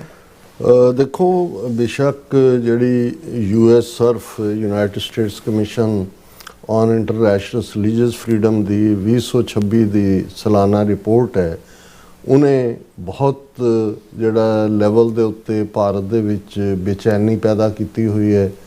ਅਸੀਂ ਜ਼ਿਕਰ ਕੀਤਾ ਸੀ ਕਿ ਉਹਨਾਂ ਦੀ ਐਕਸਟਰਨਲ ਅਫੇਅਰਸ ਮਿਨਿਸਟਰੀ ਨੇ ਤਾਂ ਕਿਵੇਂ ਫੌਰਨ ਰਿਐਕਟ ਕੀਤਾ, US ਸਰਫ ਦੀ ਕ੍ਰੈਡੀਬਿਲਿਟੀ ਤੇ ਸਵਾਲ ਚੁੱਕਿਆ, ਕਾਊਂਟਰ ਰਾਦਰ ਅਟੈਕ ਕਰਦਿਆਂ ਕਿਹਾ ਕਿ ਜੀ USA ਦੇ ਵਿੱਚ ਮੰਦਰਾਂ ਦੇ ਉੱਤੇ ਹਮਲੇ ਹੋ ਰਹੇ ਨੇ, ਉਹਨਾਂ ਦਾ ਜਿਹੜਾ ਵੈਂਡਲਿਜ਼ਮ ਹੈ ਉਹਨੂੰ ਲੱਭੋ, ਉਹਨਾਂ ਨੂੰ ਰੋਕੋ। ਔਰ ਨਾਲ ਦੀ ਨਾਲ ਕਿਹਾ ਜੀ ਇੰਡੀਆ ਨੂੰ, ਜਿਹੜੇ ਇੰਡੀਅਨਸ ਨੇ ਡਾਇਸਪੋਰਾ 'ਚ, ਉਹਨਾਂ ਨੂੰ ਹਰਾਸ ਕੀਤਾ ਜਾ ਰਿਹਾ। ਸੋ ਇਹ ਹੜਬੜਾਹਟ ਦੇ ਵਿੱਚ ਜਿਹੜਾ ਦਿੱਤਾ ਗਿਆ ਉਹਨਾਂ ਦਾ ਰਿਐਕਸ਼ਨ ਹੈ ਔਰ ਉਹਨਾਂ ਦੇ ਕੋਈ ਵੀ ਜਿਹੜੇ ਗੰਭੀਰ ਚਿੰਤਕ ਨੇ ਇਸ ਦੇ ਉੱਤੇ ਉਹਨਾਂ ਨੇ ਧੜ ਵੱਟ ਲਈ ਹੋਈ ਹੈ। ਕਿਉਂਕਿ ਜੇ ਅਸੀਂ ਸਿਆਣਪ ਵੱਲ ਦੇਖਣਾ ਹੋਏ ਦੁਸ਼ਮਣ ਦੀ ਵੀ, ਤੇ ਉਹ ਜਿਹੜੇ ਕੀ ਇਸ਼ੂ ਹੁੰਦੇ ਨੇ ਜਿਹਦੇ 'ਚ ਕਿ ਉਹਨਾਂ ਨੂੰ ਬਾਈ ਦਾ ਨੈਕ ਫੜਿਆ ਜਾਂਦਾ ਹੈ ਜਾਂ ਉਹ ਸਾਹਮਣੇ ਨਜ਼ਰ ਆ ਰਹੇ ਹੁੰਦੇ ਨੇ, ਉਹਦੇ 'ਚ ਉਹ ਗੱਲ ਹੀ ਕਰਨੀ ਬੰਦ ਕਰ ਦਿੰਦੇ ਨੇ as if nothing is happening, ਕੁਛ ਵੀ ਨਹੀਂ ਹੋ ਰਿਹਾ। ਸੋ ਉਸ ਤੋਂ ਅੰਦਾਜ਼ਾ ਹੋ ਜਾਂਦਾ ਹੈ ਕਿ ਸਿਚੁਏਸ਼ਨ ਗ੍ਰੇਵ ਹੈ, ਉਹਨੂੰ ਇਹ ਅਵੋਇਡ ਕਰ ਰਹੇ ਨੇ। ਕਿਉਂਕਿ US ਸਰਫ ਨੇ ਇੰਡੀਆ ਨੂੰ ਕੰਟਰੀ ਆਫ ਪਾਰਟਿਕੂਲਰ ਕੰਸਰਨ ਕਿਹਾ, ਉਸ 6-7 ਸਾਲ ਤੋਂ ਕਹਿ ਰਹੇ ਨੇ, ਉਹਨੂੰ ਉਹ ਡਿਸਮਿਸ ਕਰਦੇ। ਉਹਨਾਂ ਨੂੰ ਵੀ ਪਤਾ ਹੈ ਵੀ ਅਮਰੀਕਾ ਦੇ ਸਟੇਟ ਡਿਪਾਰਟਮੈਂਟ ਨੇ ਔਰ ਵਾਈਟ ਹਾਊਸ ਨੇ ਜਿਹੜਾ ਉਹ ਵੇਵਰ ਦੇ ਦੇਣੇ। ਪਹਿਲੀ ਵਾਰ ਹੈ ਇਸ ਰਿਪੋਰਟ ਦੇ ਵਿੱਚ ਕਿ ਸਿੱਧੇ ਤੌਰ ਦੇ ਉੱਤੇ RSS ਔਰ ਇਸ ਤੋਂ ਵੀ ਇੱਕ ਸਟੈਪ ਅੱਗੇ ਜਾਂਦੇ, ਕਿਉਂਕਿ RSS ਨੂੰ ਵੀ ਆਲਰੇਡੀ ਸਟੇਟ ਡਿਪਾਰਟਮੈਂਟ ਨੇ ਸੈਮਾਈ ਦਹਿਸ਼ਤਗਰਦ ਜਾਂ ਸੈਮਾਈ ਮਿਲੀਟੈਂਟ ਆਰਗੇਨਾਈਜੇਸ਼ਨਾਂ ਦੀ ਕੈਟਾਗਰੀ 'ਚ ਕੁਝ ਸਾਲ ਪਹਿਲਾਂ ਆਪਣੀ ਇੱਕ ਰਿਪੋਰਟ ਸ਼ਾਮਲ ਕੀਤਾ ਸੀ। ਲੇਕਿਨ ਇਹ ਪਹਿਲੀ ਵਾਰ ਹੈ ਕਿ ਜਿੱਥੇ ਕੈਨੇਡਾ ਨੇ specifically prime minister Justin Trudeau ਨੇ ਰਾਹ ਨੂੰ ਜ਼ਿੰਮੇਵਾਰ ਦੱਸਦੇ ਆ, ਉਹਨਾਂ ਦੇ ਹਾਈ ਕਮਿਸ਼ਨਰ ਸਮੇਤ 6 ਬੰਦੇ ਜਿਹੜੇ ਨੇ ਉਹ ਪਰਸੋਨਾ ਨਾਨ ਗ੍ਰੇਟਾ ਬਣਾ ਕੇ ਬਾਹਰ ਕੱਢੇ ਔਰ ਫਿਰ ਉਹਨਾਂ ਦੀ ਇੰਟੈਲੀਜੈਂਸ ਏਜੰਸੀ RCMP ਨੇ, ਜਿਸ ਨੂੰ ਗਲੋਬ ਐਂਡ ਮੇਲ ਨੇ ਬਾਅਦ ਦੇ ਵਿੱਚ ਮੀਡੀਆ 'ਚ ਵੀ ਲਿਆਂਦਾ, ਉਹਨਾਂ ਨੇ ਸਿੱਧੇ ਤੌਰ ਦੇ ਉੱਤੇ ਜਿਹੜਾ ਵੀਜ਼ਾ ਆਫਿਸਰ ਉੱਥੇ ਵੈਨਕੂਵਰ ਦੇ ਵਿੱਚ ਕਮਲਜੀਤ ਸਿੰਘ ਨਾਂ ਦਾ ਔਰ ਇਸੇ ਤਰ੍ਹਾਂ ਦਾ ਇੱਕ ਹੋਰ ਅਧਿਕਾਰੀ ਜਿਹੜਾ ਹੈ ਉਹ ਪਵਨ ਕੁਮਾਰ, ਜਿਹੜੇ ਸਿੱਧੇ ਤੌਰ ਤੇ ਰਾਹ ਦੇ ਨਾਲ ਜੁੜੇ ਹੋਏ ਸੀ, ਜਿਨ੍ਹਾਂ ਨੇ ਹਰਦੀਪ ਸਿੰਘ ਨਿੱਜਰ ਦੇ ਮਰਡਰ ਦੇ ਵਿੱਚ ਮੇਨ ਰੋਲ ਪਲੇ ਕੀਤਾ। ਹੁਣ ਅਮਰੀਕਾ ਦੇ ਵਿੱਚ ਨਿਖਲ ਗੁਪਤਾ ਕੇਸ 'ਚ ਅਸੀਂ ਦੇਖਦੇ ਹਾਂ ਕਿ ਵੀ ਜਿਹੜਾ ਕਬੂਲਨਾਮਾ ਉਸ ਦਾ ਫਰਵਰੀ ਦੇ ਵਿੱਚ ਹੀ ਆਇਆ, ਅਜੇ ਉਸ ਨੂੰ ਫਾਈਨਲ ਸਜ਼ਾ ਸੁਣਾਈ ਜਾਣੀ ਹੈ, ਜਿਹੜੀ ਲਗਭਗ ਜਿਹੜੇ 3 ਉਹਨੇ ਜੁਰਮ ਕਬੂਲੇ ਨੇ ਉਹਦੇ 'ਚ ਜੇ ਮੈਕਸਿਮਮ ਸੈਂਟੈਂਸ ਜੱਜ ਦੇਣ ਤੇ ਉਹ 40 ਸਾਲ ਬਣਦੀ ਹੈ, ਤੇ ਉਹ ਜੇ ਕਨਕਰੈਂਟ ਉਹ ਰਨ ਹੋਏ ਤਾਂ 20 ਸਾਲ 'ਚ ਐਂਡ ਹੋ ਜਾਂਦਾ। ਪਰ ਲੱਗਦਾ ਹੈ ਕਿ ਵੀ ਇਹ ਹੁਣ ਆਉਣ ਵਾਲੇ ਦਿਨਾਂ 'ਚ ਪਤਾ ਲੱਗੇਗਾ ਵੀ ਕੀ ਹੈ। ਪਰ ਉਸ ਸਾਰੇ ਦੇ ਵਿੱਚ ਜਿਹੜਾ ਅਦਰ ਦੈਨ ਉਸ ਵੱਲੋਂ ਕਬੂਲਨਾਮਾ, ਉਹਦੇ 'ਚ ਵਿਕਾਸ ਯਾਦਵ ਦਾ ਜ਼ਿਕਰ, ਜਿਹਨੂੰ ਆਲਰੇਡੀ ਅਮਰੀਕਾ ਨੇ ਜਦੋਂ ਇਹ ਵਾਕਿਆ 2023 ਦੇ ਵਿੱਚ ਹੁੰਦਾ ਹੈ ਔਰ ਜਦੋਂ ਇੰਡਾਇਕਟਮੈਂਟ ਹੁੰਦੀ ਹੈ ਉਹਦੇ 'ਚ ਹੀ ਵਿਕਾਸ ਯਾਦਵ ਦਾ ਨਾਂ ਸੀ, ਉਹਨੂੰ ਮੋਸਟ ਵਾਂਟਡ ਲਿਸਟ ਦੇ ਵਿੱਚ ਵੀ ਰੱਖਿਆ ਹੋਇਆ। FBI ਨੇ ਜਿਹੜਾ ਉਹਨੂੰ ਜਿਹੜਾ ਉਹ ਪ੍ਰੋਕਲੇਮਡ ਅਫੈਂਡਰ ਵੀ ਡਿਕਲੇਅਰ ਕੀਤਾ ਹੋਇਆ। ਉਸ ਦੀ ਐਕਸਟ੍ਰੈਡੀਸ਼ਨ ਇੰਡੀਆ ਤੋਂ ਮੰਗੀ ਹੈ ਕਿ ਨਹੀਂ, ਜਾਂ ਇੰਡੀਆ ਨੇ ਉਸ ਨੂੰ ਰੋਗ ਐਲੀਮੈਂਟ ਕਹਿ ਕੇ ਉਹਨਾਂ ਨੇ ਕਿਹਾ ਜੀ ਅਸੀਂ ਆਪਣੀ ਕਮੇਟੀ ਬਣਾਈ ਹੈ, ਉਹ ਰੋਗ ਐਲੀਮੈਂਟ ਹੈ। ਫਿਰ ਇਹ ਹੋਇਆ ਕਿ ਜੀ ਉਹ ਤਾਂ ਫਲਾਂ ਜੁਰਮ ਦੇ ਵਿੱਚ ਜਿਹੜਾ ਉਸ ਨੂੰ ਜਿਹੜਾ ਉਹ ਫੜ ਲਿਆ ਸੀ, ਫਿਰ ਹੁਣ ਉਹ ਬੇਲ ਦੇ ਉੱਤੇ ਬਾਹਰ ਹੈ। ਸੋ ਉਹ ਉਦੋਂ ਸਿਆਣੇ ਐਨਾਲਿਸਟ ਨੇ ਕਿਹਾ ਸੀ ਵੀ ਇਹ ਇਹਨਾਂ ਨੂੰ ਨਜ਼ਰ ਆ ਰਿਹਾ ਵੀ ਅਲਟੀਮੇਟਲੀ ਐਕਸਟ੍ਰੈਡੀਸ਼ਨ ਅਮਰੀਕਾ ਨੇ ਮੰਗਣੀ ਹੈ। ਬਿਲਕੁਲ। ਔਰ ਉਹਨਾਂ ਨੇ ਉਹਦੇ ਤੇ ਵੈਸੇ ਹੀ ਕੇਸ ਪਾ ਦਿੱਤੇ ਨੇ, ਕਹਿਣ ਜੀ ਪਹਿਲਾਂ ਉਹ ਇਹ ਸਜ਼ਾ ਭੁਗਤ ਲੈ ਵਿਦਨ ਇੰਡੀਆ, ਫਿਰ ਉਹਨੂੰ ਅਸੀਂ ਭੇਜ ਦਿਆਂਗੇ। ਤੇ ਨਾ ਉਹ ਸਜ਼ਾ ਕਦੇ ਮੁੱਕੇ ਤੇ ਉਸ ਸਜ਼ਾ ਦੇ ਨਾਂ ਥੱਲੇ ਰਹੇਗਾ ਬਾਹਰ ਹੀ ਉਹ, ਪਰ ਅਦਾਲਤੀ ਕਾਰਵਾਈ 'ਚ ਜਾਂ ਇਹਨਾਂ ਨੂੰ ਦੱਸਣ ਦੇ ਲਈ ਇਵੇਂ ਹੋਏਗਾ ਕਿ ਵੀ ਕੀ। ਲੇਕਿਨ ਨਿਖਲ ਗੁਪਤਾ ਨੇ ਉਸ ਦੇ ਉੱਤੇ ਮੋਹਰ ਲਾ ਦਿੱਤੀ, ਜੋ ਅਮਰੀਕਾ ਨੇ ਆਲਰੇਡੀ ਜਦੋਂ ਉਹਨੂੰ ਚਾਰਜ ਕੀਤਾ ਕਿ ਭਾਈ ਇਹ ਵਿਕਾਸ ਯਾਦਵ IPS, ਉਹਦੇ ਸਾਰੇ ਉਹਨਾਂ ਨੇ ਈਮੇਲ ਔਰ ਉਹਦੇ ਜਿਹੜੀਆਂ ਅੱਡ ਆਈਡੈਂਟੀਟੀਜ਼ ਦੇ ਥੱਲੇ ਉਹ ਇਸਤੇਮਾਲ ਕਰ ਰਿਹਾ ਸੀ, ਜੋ ਵੀ ਉਸ ਦੇ ਸਾਰੇ ਰਿਕਾਰਡ ਕੱਢ ਲਏ। ਸੋ ਇੰਡੀਆ ਦੇ ਲਈ ਡਿਨਾਈ ਕਰਨ ਦਾ ਹੋਰ ਕੋਈ ਨਹੀਂ ਸੀ। ਫਿਰ ਉਹਨਾਂ ਨੇ ਔਰ IPS ਰੈਂਕ ਦਾ ਸਿੱਧੇ ਤੌਰ ਦੇ ਉੱਤੇ ਕੈਬਨਿਟ ਦੇ ਨਾਲ ਜੁੜਿਆ ਹੋਇਆ, ਉਹਨਾਂ ਦੀ ਪ੍ਰਾਈਮ ਮਿਨਿਸਟਰ ਆਫਿਸ ਦੇ ਨਾਲ ਔਰ ਅਜੀਤ ਡੋਵਲ ਦੇ ਨਾਲ ਜੁੜਿਆ ਹੋਇਆ। ਹੁਣ ਕਿਉਂਕਿ ਇਹ ਡਿਵੈਲਪਮੈਂਟ ਤੋਂ ਬਾਅਦ US ਸਰਫ ਦੀ ਰਿਪੋਰਟ 'ਚ ਰਾਹ ਨੂੰ ਸਿੱਧੇ ਤੌਰ ਦੇ ਉੱਤੇ ਟਰਾਂਸਨੈਸ਼ਨਲ ਰਿਪਰੈਸ਼ਨ ਲਈ ਜ਼ਿੰਮੇਵਾਰ ਦੱਸਦੇ ਆ, ਅਸੈਟ ਫਰੀਜ਼ ਕਰਨ ਦੀ ਗੱਲ ਕਰਨਾ ਔਰ ਉਹਨਾਂ ਦੇ ਅਮਰੀਕਾ ਐਂਟਰੀ ਦੇ ਉੱਤੇ ਜਿਹੜੀਆਂ ਨੇ ਪਾਬੰਦੀਆਂ, ਆਰਥਿਕ ਪਾਬੰਦੀਆਂ, ਵਪਾਰਕ ਡੀਲਾਂ ਦੇ ਜਿਹੜੀਆਂ ਨੇ ਆਰਮਸ ਡੀਲ ਦੇ ਉੱਤੇ, ਇਹ ਇੱਕ ਬਹੁਤ ਵੱਡੀ ਗੱਲ ਹੈ। ਔਰ ਅਜੇ ਆਉਣ ਵਾਲੇ ਪੀਰੀਅਡ 'ਚ ਇਸ ਜਦੋਂ ਇਹਦੀ ਇੰਪਲੀਮੈਂਟੇਸ਼ਨ ਸ਼ੁਰੂ ਹੋਏਗੀ, ਕਿਉਂਕਿ ਇਹ ਠੀਕ ਹੈ ਵੀ ਪੋਲੀਟੀਕਲੀ ਟ੍ਰੇਡ ਡੀਲ ਵੀ ਹੁਣ ਮਾਰਚ ਦੇ ਅਸੀਂ ਐਂਡ 'ਚ ਪਹੁੰਚਣ ਵਾਲੇ ਹਾਂ, ਪਹੁੰਚ ਗਏ ਆਲਮੋਸਟ। ਲੇਕਿਨ ਜਿਹੜੀ ਟ੍ਰੇਡ ਡੀਲ ਇੰਡੀਆ ਨੇ ਸਾਈਨ ਕਰਨੀ ਸੀ ਮਾਰਚ ਦੇ ਪਹਿਲੇ ਜਾਂ ਦੂਸਰੇ ਹਫਤੇ 'ਚ, ਅਜੇ ਤੱਕ ਉਹ ਨਹੀਂ ਹੋਈ।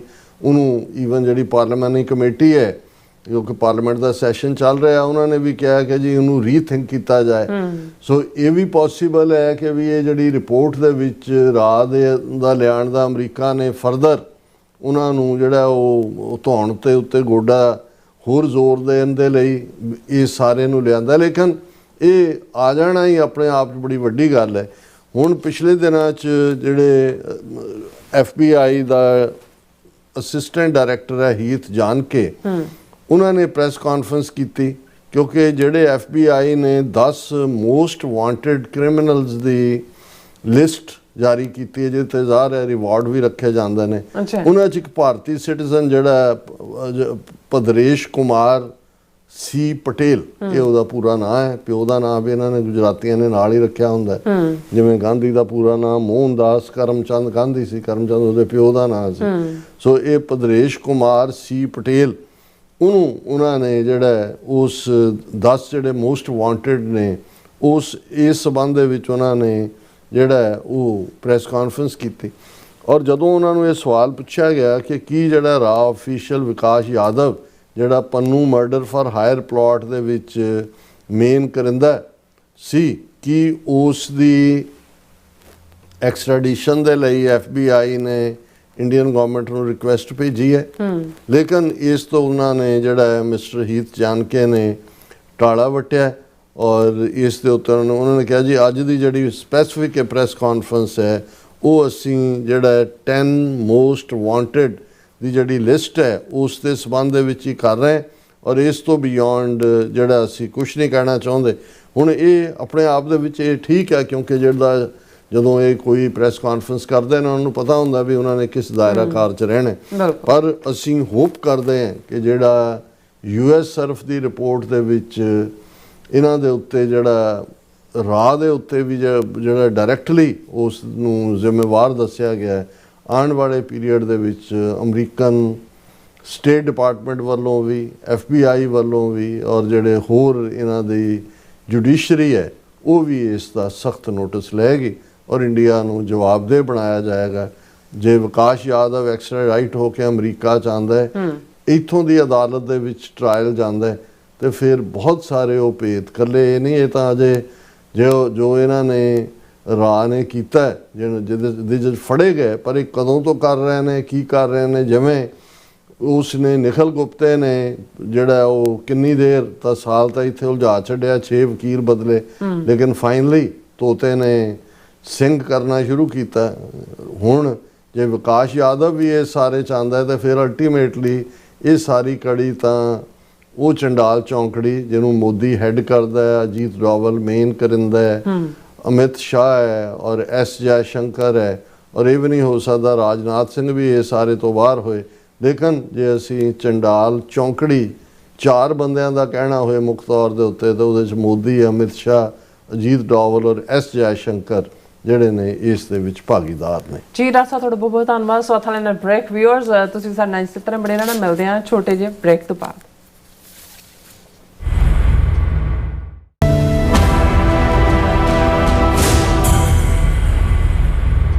ਤੁਸੀਂ ਵੇਖ ਰਹੇ ਹੋ TV 84, ਇੱਕ ਅਜਿਹਾ ਚੈਨਲ ਜੋ ਪਾਬੰਦੀਆਂ ਦੇ ਬਾਵਜੂਦ ਵੀ ਸੱਚ ਨੂੰ ਆਧਾਰ ਬਣਾ ਕੇ ਸਿੱਖ ਸੰਘਰਸ਼, ਸਿੱਖ ਨਜ਼ਰੀਏ ਅਤੇ ਕੌਮੀ ਮੁੱਦਿਆਂ ਨੂੰ ਨਿਡਰਤਾ ਨਾਲ ਸਾਹਮਣੇ ਰੱਖਦਾ ਆ ਰਿਹਾ ਹੈ। ਹੁਣ ਇੱਕ ਵਾਰ ਫਿਰ ਭਾਰਤ ਵਿੱਚ TV 84 ਨੂੰ ਰਿਸਟ੍ਰਿਕਟ ਕਰ ਦਿੱਤਾ ਗਿਆ। ਸੱਚ ਨੂੰ ਦਬਾਇਆ ਤਾਂ ਜਾ ਸਕਦਾ ਹੈ ਪਰ ਮਿਟਾਇਆ ਨਹੀਂ। ਅਸੀਂ ਖਾਮੋਸ਼ ਨਹੀਂ ਹੋਏ, ਸਾਡੀ ਆਵਾਜ਼ ਅਜੇ ਵੀ ਜਿਉਂਦੀ ਹੈ। ਭਾਰਤ ਤੋਂ ਬਾਹਰ TV 84 ਅਜੇ ਵੀ ਉਪਲਬਧ ਹੈ ਤੇ ਭਾਰਤ ਵਿੱਚ ਤੁਸੀਂ TV 84 ਦੀ ਵੈਬਸਾਈਟ ਤੇ ਸਾਡੀ ਪੂਰੀ ਰਿਪੋਰਟਿੰਗ, ਵੀਡੀਓਜ਼ ਅਤੇ ਸੱਚੀ ਜਾਣਕਾਰੀ ਵੇਖ ਸਕਦੇ ਹੋ। ਤਾਂ ਅੱਜ ਹੀ ਜੁੜੋ TV 84 ਦੀ ਵੈਬਸਾਈਟ ਦੇ ਨਾਲ, ਸਾਨੂੰ ਸਹਿਯੋਗ ਦਿਓ ਅਤੇ ਸੱਚ ਨਾਲ ਜੁੜੇ ਰਹੋ। TV 84 ਸੱਚ ਦੀ ਆਵਾਜ਼। ਵਿਸਾਖੀ ਅਤੇ ਖਾਲਸਾ ਸਾਜਨਾ ਦਿਵਸ ਦੀ 327ਵੀਂ ਵਰ੍ਹੇਗੰਢ ਮੌਕੇ ਇੱਕ ਵੱਡਾ ਸਮਾਗਮ ਹੋਣ ਜਾ ਰਿਹਾ ਹੈ। ਵਿਸਾਖੀ ਜੋ ਸਿਰਫ ਤਿਉਹਾਰ ਨਹੀਂ ਸਗੋਂ ਖਾਲਸੇ ਦੀ ਪਹਿਚਾਣ ਅਤੇ ਆਜ਼ਾਦੀ ਦੇ ਐਲਾਨ ਦਾ ਪ੍ਰਤੀਕ ਹੈ। ਅਮਰੀਕਾ ਦੀ ਰਾਜਧਾਨੀ ਵਾਸ਼ਿੰਗਟਨ DC ਵਿੱਚ ਕੱਢਿਆ ਜਾਵੇਗਾ ਸਿੱਖ ਫਰੀडम ਮਾਰਚ, ਜਿੱਥੇ ਗੂੰਜੇਗੀ ਸੱਚ ਦੀ ਆਵਾਜ਼ ਅਤੇ ਇਨਸਾਫ ਦੀ ਮੰਗ। ਇਸ ਮੌਕੇ ਵਿਸਾਖੀ ਨੂੰ ਨੈਸ਼ਨਲ ਸਿੱਖ ਡੇ USA ਵਜੋਂ ਮਨਾਇਆ ਜਾਵੇਗਾ। ਤਾਂ ਇਸ ਫਰੀडम ਮਾਰਚ ਦਾ ਹਿੱਸਾ ਬਣਨ ਲਈ ਜ਼ਰੂਰ ਪਹੁੰਚੋ ਜੀ। ਸ਼ਨੀਚਰਵਾਰ 4 ਅਪ੍ਰੈਲ 2026 ਨੂੰ ਵਾਸ਼ਿੰਗਟਨ DC ਵਿਖੇ। ਧੰਨਵਾਦ। ਸਿਗਨੇਚਰ ਟਰੱਕ ਸਰਵਿਸ ਰਾਊਟ 81 ਉੱਤੇ ਐਗਜ਼ਿਟ 235 ਤੇ ਟਰੱਕਰ ਵੀਰਾਂ ਲਈ 24 ਘੰਟੇ ਰੋਡ ਸਰਵਿਸ ਦੀ ਸੁਵਿਧਾ ਮੌਜੂਦ। Heavy duty repair, oil change, ਪੁਰਾਣੇ ਅਤੇ ਨਵੇਂ tyre, computer diagnostic, DPF cleaning, brake service ਜਾਂ ਰਸਤੇ ਵਿੱਚ ਆਈ ਹਰ ਤਰ੍ਹਾਂ ਦੀ ਰਿਪੇਅਰ ਪ੍ਰੋਫੈਸ਼ਨਲ ਟੀਮ ਵੱਲੋਂ ਕੀਤੀ ਜਾਂਦੀ ਹੈ। ਬ੍ਰੇਕਫਾਸਟ, ਲੰਚ ਅਤੇ ਡਿਨਰ ਲਈ ਪੰਜਾਬੀ ਢਾਬੇ ਦਾ ਆਨੰਦ ਵੀ ਮਾਣੋ। ਡਰਾਈਵਰ ਅਤੇ ਟਰੱਕ ਆਪਰੇਟਰ ਵੀਰ ਡਿਸਪੈਚ ਦੀ ਸਰਵਿਸ ਲਈ ਸਾਡੇ ਨਾਲ ਸੰਪਰਕ ਕਰਨ। Signature truck service 58 triangle drive, Weyers Cave, Virginia 24486।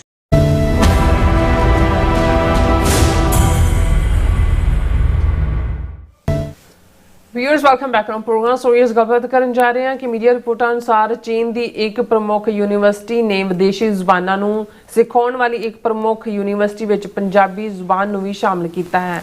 ਸੋ ਇਹ ਜਿੱਥੇ ਪੰਜਾਬੀ ਜਿਹੜੀ ਭਾਸ਼ਾ ਬੋਲਣ ਵਾਲਿਆਂ ਲਈ ਬੜੇ ਮਾਣ ਵਾਲੀ ਗੱਲ ਹੈ, ਉੱਥੇ ਜਿਹੜਾ ਕਿਸੇ ਨਾ ਕਿਸੇ ਜਾਂ ਕਿਤੇ ਨਾ ਕਿਤੇ ਇਹ ਇਸ਼ਾਰਾ ਕਰਦਾ ਹੈ ਕਿ ਜਿਹੜਾ ਚੀਨ ਹੈ ਉਹ ਸਿੱਖਾਂ ਵਿੱਚ ਜਿਹੜੀ ਪੂਰੀ ਹੈ ਦਿਲਚਸਪੀ ਰੱਖ ਰਿਹਾ। ਸੋ ਇਸ ਬਾਰੇ ਆਪਾਂ ਗੱਲਬਾਤ ਕਰਨ ਜਾ ਰਹੇ ਹਾਂ। ਸੋ ਅਸੀਂ ਚਾਹਾਂਗੇ ਕਿ ਤੁਸੀਂ ਇਸੇ ਤਰ੍ਹਾਂ ਬਣੇ ਰਹਿਣਾ। ਦੇਖਣ ਸੁਣਨ ਲਈ ਲਿਖਣ ਲਈ ਤੁਹਾਡਾ ਸਭ ਦਾ ਬਹੁਤ ਬਹੁਤ ਸ਼ੁਕਰੀਆ। ਜੀ ਡਾਕਟਰ ਸਾਹਿਬ ਕੀ ਕਹਿਣਾ ਚਾਹੋਗੇ?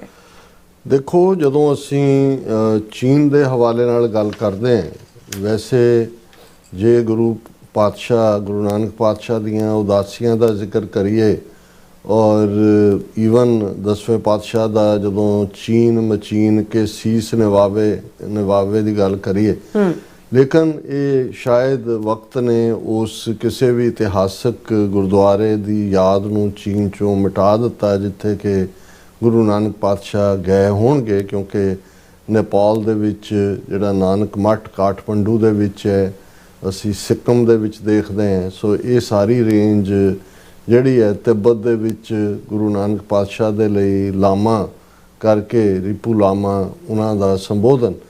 ਸੋ ਲੇਕਿਨ ਇਹਦੇ 'ਚ ਕੋਈ ਦੋ ਰਾਵਾਂ ਨਹੀਂ ਨੇ ਕਿ ਜਦੋਂ ਅਸੀਂ 1842 ਦੀ ਟ੍ਰੀਟੀ ਦੇਖਦੇ ਹਾਂ, ਟ੍ਰਾਈਪਾਰਟਾਈਟ ਟ੍ਰੀਟੀ, ਜਿਸ ਦੇ ਵਿੱਚ ਐਂਪਰਰ ਜਿਹੜਾ ਚਾਈਨਾ ਦਾ ਲਾਮਾ ਹੈ ਔਰ ਸਰਕਾਰੇ ਖਾਲਸਾ ਜੀਓ ਹੈ, ਭਾਵੇਂ ਉਹਨੂੰ ਡੋਗਰਿਆਂ ਦੇ ਖਾਤੇ 'ਚ ਪਾਉਣ ਦੀ ਕੋਸ਼ਿਸ਼ ਕੀਤੀ ਜਾਂਦੀ ਹੈ। ਡੋਗਰੇ ਤਾਂ 1849 ਤੋਂ 1846 ਦੀ ਐਂਗਲੋ ਸਿੱਖ ਵਾਰ ਤੋਂ ਬਾਅਦ ਹੀ ਜੰਮੂ ਕਸ਼ਮੀਰ, ਜਿਹਦੇ ਵਿੱਚ ਗਿਲਗਿਤ ਬਾਲਸਤਾਨ ਲੱਦਾਖ ਤੱਕ ਸਾਰਾ ਇਲਾਕਾ ਸੀ, ਉਹ ਅੰਗਰੇਜ਼ਾਂ ਨੇ ਉਹਨੂੰ ਗੁਲਾਬ ਸਿੰਘ ਨੂੰ ਗੱਦਾਰੀ ਦੇ ਇਨਾਮ ਵਜੋਂ ਦਿੱਤਾ।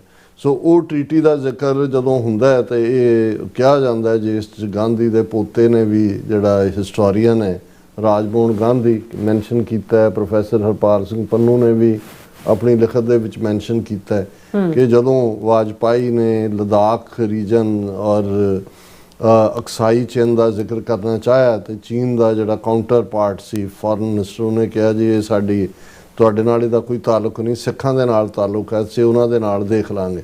ਸੋ ਇਸ ਲੈਵਲ ਦਾ ਜਿਹੜਾ ਪਾਰਟ ਜ਼ਰੂਰ ਹੈ ਹਿਸਟੋਰੀਕਲੀ। ਅਦਰਵਾਈਜ਼ ਜਿਹੜਾ ਕਦੇ ਵੀ, ਕਿਉਂਕਿ ਇੱਕ ਤਾਂ ਵਿਚਾਰਧਾਰਕ ਤੌਰ ਤੇ ਵੀ ਚਾਈਨਾ ਜਦੋਂ ਬਿਲਕੁਲ ਲੈਫਟਿਸਟ ਕਮਿਊਨਿਸਟ ਆਈਡੀਓਲੋਜੀ ਵੱਲ ਗਿਆ ਤੇ ਉਸ ਨਾਲ ਕੋਈ ਬਹੁਤਾ ਸਰੋਕਾਰ ਨਹੀਂ ਸੀ ਹੋਣਾ। ਔਰ ਇਹ ਜਦੋਂ ਕੁਝ ਸਾਲ ਪਹਿਲਾਂ ਚਾਈਨਾ ਦੀ ਦਿਲਚਸਪੀ ਸਿੱਖ ਫੈਕਟਰ ਦੀ ਜੇ ਗੱਲ ਕਰਨੀ ਹੋਏ ਤਾਂ ਇਹ ਸੀ ਕਿ ਜਿਹੜੇ ਚਾਈਨਾ ਦਾ ਦਿੱਲੀ ਬੇਸਡ ਐਂਬੈਸਡਰ, ਉਹ ਆਪਣੀ ਵਾਈਫ ਦੇ ਨਾਲ ਔਰ ਦੂਸਰੇ ਉਹ ਦਰਬਾਰ ਸਾਹਿਬ ਦੇ ਜਿਹੜਾ ਦਰਸ਼ਨਾਂ ਨੂੰ ਆਇਆ। ਇਹ ਆਪਣੇ ਆਪ ਦੇ ਵਿੱਚ ਇੱਕ ਕਮਿਊਨਿਸਟ ਲੈਫਟਿਸਟ ਮੁਲਕ ਦੇ ਕਿਸੇ ਸਫੀਰ ਵੱਲੋਂ ਇਸ ਕਿਸਮ ਦਾ ਜਿਹੜਾ ਇੱਕ ਜਿਸ ਨੂੰ ਸਦਭਾਵਨਾ ਤੁਸੀਂ ਕਹਿ ਸਕਦੇ ਹੋ, ਇਹ ਪਾਰਟ। ਹੁਣ ਅਸੀਂ ਪਿਛਲੇ ਮੌਕੇ ਦੇ ਉੱਤੇ ਗੁਰੂ ਨਾਨਕ ਪਾਤਸ਼ਾਹ ਦੇ ਪ੍ਰਕਾਸ਼ ਪੁਰਬ ਦੇ ਮੌਕੇ ਦੇ ਉੱਤੇ ਪੂਰਾ ਜਿਹੜਾ ਚਾਈਨੀਜ਼ ਡੈਲੀਗੇਸ਼ਨ ਹੈ ਉਹ ਨਨਕਾਣਾ ਸਾਹਿਬ ਦੇ ਦਰਸ਼ਨਾਂ ਨੂੰ ਜਾਂਦਾ ਔਰ ਅੰਦਰ ਪੂਰਾ ਵਕਤ ਉਹਨਾਂ ਨੂੰ ਕਿੰਨੀ ਕੁ ਸਮਝ ਆਈ ਹੋਏਗੀ, ਲੇਕਿਨ ਉਹਨਾਂ ਦਾ ਜਾਣਾ ਬਹਿਣਾ ਇਹ ਆਪਣੇ ਆਪ ਦੇ ਵਿੱਚ ਇੱਕ ਇੰਟਰਸਟ ਸ਼ੋ ਕਰਨ ਦੀ ਗੱਲ ਸੀ। ਉਸ ਤੋਂ ਪਹਿਲਾਂ ਜਦੋਂ ਕਰਤਾਰਪੁਰ ਸਾਹਿਬ ਕੋਰੀਡੋਰ ਖੁੱਲ੍ਹਦਾ 2019 ਦੇ ਵਿੱਚ, ਆਲਮੋਸਟ 7 ਸਾਲ ਪਹਿਲਾਂ, ਜਿਨ੍ਹਾਂ ਨੇ ਸਭ ਤੋਂ ਜ਼ਿਆਦਾ ਪਹਿਲੇ ਵਧਾਈਆਂ ਦਿੱਤੀਆਂ ਔਰ ਪਾਕਿਸਤਾਨ ਦੀ ਸ਼ਲਾਘਾ ਕੀਤੀ ਔਰ ਉਸ ਨੂੰ ਕੋਰੀਡੋਰ ਆਫ ਲਵ ਕਿਹਾ, ਉਹਨਾਂ ਦੇ ਵਿੱਚ ਚਾਈਨਾ ਵੀ ਸ਼ਾਮਲ ਸੀ। ਹਾਲਾਂਕਿ ਸਾਡੇ ਕੁਝ ਵੀਰ ਭੈਣਾਂ ਅਕਸਰ ਜਦੋਂ ਅਸੀਂ ਖਾਲਿਸਤਾਨ ਦੀ ਕਾਇਮੀ ਦੇ ਹਵਾਲੇ ਨਾਲ ਦੇਖਦੇ ਹਾਂ ਤੇ ਇਹ ਵੀ, ਕਿਉਂਕਿ ਜਦੋਂ ਅਸੀਂ ਬਾਰਡਰ ਲੱਗਣ ਦੀ ਗੱਲ ਕਰਦੇ ਹਾਂ, ਸਰਕਾਰੇ ਖਾਲਸਾ ਜੀ ਉਹਦਾ ਬਾਰਡਰ ਵੀ ਲੱਗਦਾ ਸੀ, ਤੇ ਜਦੋਂ ਅਸੀਂ ਮਾਡਰਨ ਖਾਲਿਸਤਾਨ ਦੇ ਨਕਸ਼ੇ ਦੀ ਗੱਲ ਕਰਦੇ ਹਾਂ, ਲਾਹੌਲ ਸਪੀਤੀ ਜਿਹੜੇ ਜ਼ਾਹਰ ਹੈ ਸਿੱਖ ਰਾਜ ਦਾ ਹਿੱਸਾ ਵੀ ਸੀ ਔਰ ਨੈਚੁਰਲ ਹਿਲਸ ਨੇ ਪੰਜਾਬ ਦੀਆਂ, ਸਾਡਾ ਕਿਉਂਕਿ ਤਿੱਬਤ ਚੀਨ ਦਾ ਹਿੱਸਾ ਹੈ ਔਰ ਰੋਹਤਾਂਗ ਪਾਸ ਜਾ ਕੇ ਸਿੱਧਾ ਜਿਹੜਾ ਉਹ ਤਿੱਬਤ ਦੇ ਵਿੱਚ ਖੁੱਲਦਾ, ਸੋ ਸਾਡਾ ਬਾਰਡਰ ਵੀ ਚੀਨ ਦੇ ਨਾਲ ਲੱਗਣਾ ਹੈ। ਸਤਲੁਜ ਦਰਿਆ, ਜਦੋਂ ਅੱਜ ਅਸੀਂ ਅਪਰ ਰਾਈਪੇਰੀਅਨ ਲੋਅਰ ਰਾਈਪੇਰੀਅਨ ਦੀ ਗੱਲ ਕਰਦੇ ਹਾਂ, ਸਤਲੁਜ ਉੱਥੋਂ ਹੀ ਤਿੱਬਤ ਚੋਂ ਨਿਕਲਦਾ ਔਰ ਉਹ ਵੀ ਪਾਣੀਆਂ ਦਾ ਵੀ ਸਾਡਾ ਜਿਹੜਾ ਫਿਊਚਰ ਨੂੰ ਲੈ ਕੇ ਜਿਹੜਾ ਉਹ ਇੱਕ ਇੰਟਰਸਟ ਬਣਦਾ। ਲੇਕਿਨ ਕੋਈ ਹੋਰ ਇਸ ਕਿਸਮ ਦਾ ਐਸਾ ਮੌਕਾ ਨਹੀਂ ਬਣਿਆ ਜਾਂ ਕੋਈ ਐਸਾ ਨਹੀਂ ਸੀ ਬਣ ਰਿਹਾ। ਪਰ ਇਹ ਜਿਹੜੀ ਖਬਰ ਹੈ, ਜੇ ਇਸ ਨੂੰ ਉਹਨਾਂ ਦੇ ਇੰਡੀਅਨ ਮੀਡੀਆ ਨੇ, PTI ਨੇ, ਉਹਨਾਂ ਦੇ ਜਿਹੜੇ ਈਵਨ ਲੈਫਟਿਸਟ ਕਿਸਮ ਦੇ ਵੀ ਨੇ, ਉਹਨਾਂ ਨੇ ਛਾਪਿਆ। ਹਾਲਾਂਕਿ ਜੇ ਤੁਸੀਂ ਅਦਰਵਾਈਜ਼ ਖਬਰ ਦੇਖੋ, ਕੋਈ ਯੂਨੀਵਰਸਿਟੀ ਹੈ ਜਿੱਥੇ ਡਿਪਲੋਮੈਟਸ ਨੂੰ ਪੜ੍ਹਾਇਆ ਜਾਂਦਾ ਜਿਨ੍ਹਾਂ ਨੇ ਬਾਕੀ ਮੁਲਕਾਂ 'ਚ ਲੱਗਣਾ ਹੈ, ਆਲਰੇਡੀ 102 ਫੋਰਨ ਲੈਂਗੁਏਜਿਸ ਉਹ ਪੜ੍ਹਾਉਂਦੇ ਨੇ, ਜਿਨ੍ਹਾਂ 'ਚ ਤਾਮਿਲ ਵੀ ਹੈ, ਉਰਦੂ ਵੀ ਹੈ, ਹਿੰਦੀ ਵੀ ਹੈ, ਤੇ ਉਹਦੇ 'ਚ ਇੱਕ ਪੰਜਾਬੀ ਵੀ ਸ਼ਾਮਲ ਹੋ ਗਈ। ਇਹ ਵੱਡੀ ਗੱਲ ਨਹੀਂ, ਲੇਕਿਨ ਵੱਡੀ ਗੱਲ ਹੈ, ਕਿਉਂਕਿ ਸਾਨੂੰ ਸ਼ਾਇਦ ਉਹਦੀ ਬਹੁਤੀ ਸਮਝ ਨਾ ਹੋਏ, ਲੇਕਿਨ ਦੁਸ਼ਮਣ ਨੂੰ ਬੜੀ ਚੰਗੀ ਤਰ੍ਹਾਂ ਸਮਝ ਆਈ ਕਿ ਵੀ ਪੰਜਾਬੀ ਜ਼ਬਾਨ, ਉਹ ਹੁਣ ਜੇ ਅਸੀਂ ਪੰਜਾਬੀ ਦੀ ਈਵਨ ਸਕ੍ਰਿਪਟ ਦੀ ਗੱਲ ਵੀ ਕਰਨੀ ਹੋਏ, 2 ਸਕ੍ਰਿਪਟਸ ਚੱਲਦੀਆਂ ਨੇ। ਲਹਿੰਦਾ ਪੰਜਾਬ, ਜਿੱਥੇ ਚੜ੍ਹਦੇ ਪੰਜਾਬ ਦੇ ਇੱਕ ਪੰਜਾਬੀ ਦੇ ਮੁਕਾਬਲੇ ਉੱਥੇ ਜਿਹੜੇ ਨੇ, ਜੇ ਇੱਧਰ 3 ਕਰੋੜ ਆਬਾਦੀ ਹੈ ਤੇ ਉੱਥੇ 100 ਕਰੋੜ ਹੈ। ਉਹ ਸਾਰੇ ਦੇ ਨਾਲ ਤੁਸੀਂ ਦੇਖ ਸਕਦੇ ਹੋ ਕਿ ਭਾਈ ਕਿੰਨੇ ਗੁਣਾ, 10 ਮਿਲੀਅਨ ਹੈ, 10 ਕਰੋੜ ਹੈ, ਇਹ 100 ਮਿਲੀਅਨ।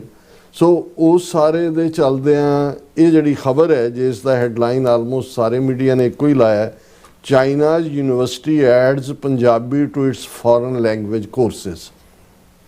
ਔਰ ਇਹ ਚਾਈਨਾ ਦੀ ਯੂਨੀਵਰਸਿਟੀ ਹੈ ਬੀਜਿੰਗ ਦੇ ਵਿੱਚ ਬੇਸਡ ਫੋਰਨ ਸਟੱਡੀਜ਼ ਯੂਨੀਵਰਸਿਟੀ। ਉਹਨਾਂ ਨੇ ਜਿਹੜਾ list of foreign and Indian languages ਜਿਹੜੇ ਆਲਰੇਡੀ 102 ਉਹ ਪੜ੍ਹਾਉਂਦੇ ਨੇ ਆਪਣੇ ਜਿਨ੍ਹਾਂ ਨੇ ਡਿਪਲੋਮੈਟ ਲੱਗਣੇ ਔਰ ਉਹਨਾਂ ਦੇ ਹਾਇਰ ਸਟੂਡੈਂਟਸ ਉਹਦੇ ਵਿੱਚ ਪੰਜਾਬੀ ਨੂੰ ਵੀ ਉਹਨਾਂ ਨੇ ਸ਼ਾਮਿਲ ਕੀਤਾ। ਔਰ ਇਕੱਲਾ ਇਹ ਨਹੀਂ ਹੈ ਕਿ ਜੀ ਕਈ ਵਾਰ ਹੁੰਦਾ ਸਾਡੇ ਐਲਾਨ ਵੀ ਹੋ ਜਾਂਦਾ ਵੀ ਇਹ ਹੋਇਆ। ਉਹਨਾਂ ਨੇ ਆਲਰੇਡੀ ਇਸ ਜਿਹੜੀ ਯੂਨੀਵਰਸਿਟੀ ਹੈ ਬੀਜਿੰਗ ਫੋਰਨ ਸਟੱਡੀਜ਼ ਯੂਨੀਵਰਸਿਟੀ ਉਸ ਦੇ ਵਿੱਚ ਪੰਜਾਬੀ ਪੜ੍ਹਾਉਣ ਦੇ ਲਈ ਪ੍ਰੋਫੈਸਰ ਜ਼ਮੀਰਪਾਲ ਕੌਰ ਸੰਧੂ ਬਾਜਵਾ ਇਹ ਫਾਰਮਰ ਡੀਨ ਨੇ, ਪ੍ਰੋਫੈਸਰ ਨੇ school of language literature cultural centre university Punjab Bathinda ਦੇ। ਉਹਨਾਂ ਨੇ ਅਪਾਇੰਟ ਕੀਤਾ ਕਿ ਵੀ ਉਹ ਲੈਂਗੁਏਜ ਪੜ੍ਹਾਉਣਗੇ। ਫਿਰ ਜਿਹੜਾ ਬੀਬੀ ਕੌਰ ਜਿਨ੍ਹਾਂ ਨੂੰ ਇਹ ਅਪਾਇੰਟ ਕੀਤਾ ਉਹਨਾਂ ਨੇ PTI ਨਾਲ ਗੱਲ ਕਰਦਿਆਂ ਕਿਹਾ ਕਿ ਜੀ beside teaching the language she will conduct classes in Punjabi history, culture and train Chinese teachers to teach the Punjabi language। ਹੁਣ ਕੱਲ ਇੱਕ ਬੋਲੀ ਤੱਕ ਮਹਦੂਦ ਨਹੀਂ ਹੈ, ਇਹ ਕਲਚਰ ਦੀ ਵੀ ਇਹ ਹਿਸਟਰੀ ਦੀ ਗੱਲ ਵੀ ਔਰ ਫਰਦਰ ਪੰਜਾਬੀ ਪੜ੍ਹਾਉਣ ਦੇ ਲਈ ਟੀਚਰਸ ਨੂੰ ਵੀ ਟ੍ਰੇਨਡ ਕਰਨਾ। ਔਰ 101 ਲੈਂਗੁਏਜਸ ਪਹਿਲਾਂ ਨੇ ਜਿਨ੍ਹਾਂ 'ਚ ਹਿੰਦੀ ਤਾਮਿਲ ਉਰਦੂ ਹੈ, 102ਵੀਂ ਪੰਜਾਬੀ ਬਣੀ ਹੈ। ਔਰ ਇਹ ਜਿਹੜਾ ਫੋਰਨ ਲੈਂਗੁਏਜਸ ਜਿਹੜੇ ਚਾਈਨੀਜ਼ ਸਟੂਡੈਂਟ ਜਿਨ੍ਹਾਂ ਨੇ ਡਿਪਲੋਮੈਟ ਜਾਂ ਆਫੀਸ਼ੀਅਲਸ ਬਣਨਾ ਉਹਨਾਂ ਨੂੰ ਪੜ੍ਹਾਈ ਜਾਂਦੀ ਹੈ। ਸੋ ਅਸੀਂ ਸਮਝਦੇ ਹਾਂ ਵੀ ਇਹ ਠੀਕ ਹੈ ਕਿ ਇਸ ਸਾਰੇ ਤੋਂ ਅਸੀਂ ਇਹ ਅੰਦਾਜ਼ਾ ਲਾ ਸਕਦੇ ਹਾਂ ਕਿ ਚਾਈਨਾ ਪੰਜਾਬ ਦੇ ਮੁੱਦੇ ਦੇ ਉੱਤੇ ਪੰਜਾਬੀ ਜ਼ਬਾਨ ਸਿੱਖਾਂ ਦੇ ਮੁੱਦੇ ਦੇ ਉੱਤੇ ਆਪਣਾ ਇੰਟਰਸਟ ਦਿਖਾ ਰਿਹਾ। ਬਸ ਇੰਨੇ ਕੁ ਤੇ ਅਸੀਂ ਇਹਨੂੰ ਕਲੋਜ਼ ਕਰਦੇ ਹਾਂ। ਜੀ ਰਾਜ ਸਾਹਿਬ ਬਹੁਤ ਬਹੁਤ ਸ਼ੁਕਰੀਆ। ਸਵਾਤਲੈਂਡ ਬ੍ਰੇਕ ਵਿਊਅਰਸ ਤੁਸੀਂ ਕਿਤੇ ਨਹੀਂ ਜਾਣਾ, ਮਿਲਦੇ ਹਾਂ ਆਫਟਰ ਦਿਸ ਸ਼ਾਰਟ ਬ੍ਰੇਕ।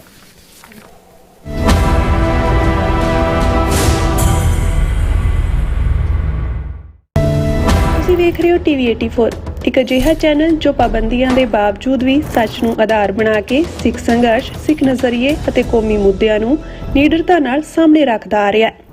ਹੁਣ ਇੱਕ ਵਾਰ ਫਿਰ ਭਾਰਤ ਵਿੱਚ TV 84 ਨੂੰ ਰਿਸਟ੍ਰਿਕਟ ਕਰ ਦਿੱਤਾ ਗਿਆ। ਸੱਚ ਨੂੰ ਦਬਾਇਆ ਤਾਂ ਜਾ ਸਕਦਾ ਹੈ ਪਰ ਮਿਟਾਇਆ ਨਹੀਂ। ਅਸੀਂ ਖਾਮੋਸ਼ ਨਹੀਂ ਹੋਏ, ਸਾਡੀ ਆਵਾਜ਼ ਅਜੇ ਵੀ ਜਿਉਂਦੀ ਹੈ। ਭਾਰਤ ਤੋਂ ਬਾਹਰ TV 84 ਅਜੇ ਵੀ ਉਪਲਬਧ ਹੈ ਤੇ ਭਾਰਤ ਵਿੱਚ ਤੁਸੀਂ TV 84 ਦੀ ਵੈਬਸਾਈਟ ਤੇ ਸਾਡੀ ਪੂਰੀ ਰਿਪੋਰਟਿੰਗ, ਵੀਡੀਓਜ਼ ਅਤੇ ਸੱਚੀ ਜਾਣਕਾਰੀ ਵੇਖ ਸਕਦੇ ਹੋ। ਤਾਂ ਅੱਜ ਹੀ ਜੁੜੋ TV 84 ਦੀ ਵੈਬਸਾਈਟ ਦੇ ਨਾਲ, ਸਾਨੂੰ ਸਹਿਯੋਗ ਦਿਓ ਅਤੇ ਸੱਚ ਨਾਲ ਜੁੜੇ ਰਹੋ। TV 84 ਸੱਚ ਦੀ ਆਵਾਜ਼। ਵਿਸਾਖੀ ਅਤੇ ਖਾਲਸਾ ਸਾਜਨਾ ਦਿਵਸ ਦੀ 327ਵੀਂ ਵਰ੍ਹੇਗੰਢ ਮੌਕੇ ਇੱਕ ਵੱਡਾ ਸਮਾਗਮ ਹੋਣ ਜਾ ਰਿਹਾ ਹੈ। ਵਿਸਾਖੀ ਜੋ ਸਿਰਫ ਤਿਉਹਾਰ ਨਹੀਂ ਸਗੋਂ ਖਾਲਸੇ ਦੀ ਪਹਿਚਾਣ ਅਤੇ ਆਜ਼ਾਦੀ ਦੇ ਐਲਾਨ ਦਾ ਪ੍ਰਤੀਕ ਹੈ।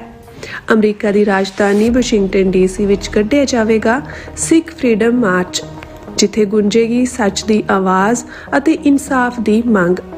ਇਸ ਮੌਕੇ ਵਿਸਾਖੀ ਨੂੰ ਨੈਸ਼ਨਲ ਸਿੱਖ ਡੇ USA ਵਜੋਂ ਮਨਾਇਆ ਜਾਵੇਗਾ। ਤਾਂ ਇਸ ਫਰੀडम ਮਾਰਚ ਦਾ ਹਿੱਸਾ ਬਣਨ ਲਈ ਜ਼ਰੂਰ ਪਹੁੰਚੋ ਜੀ ਸ਼ਨੀਚਰਵਾਰ 4 ਅਪ੍ਰੈਲ 2026 ਨੂੰ ਵਾਸ਼ਿੰਗਟਨ DC ਵਿਖੇ। ਧੰਨਵਾਦ।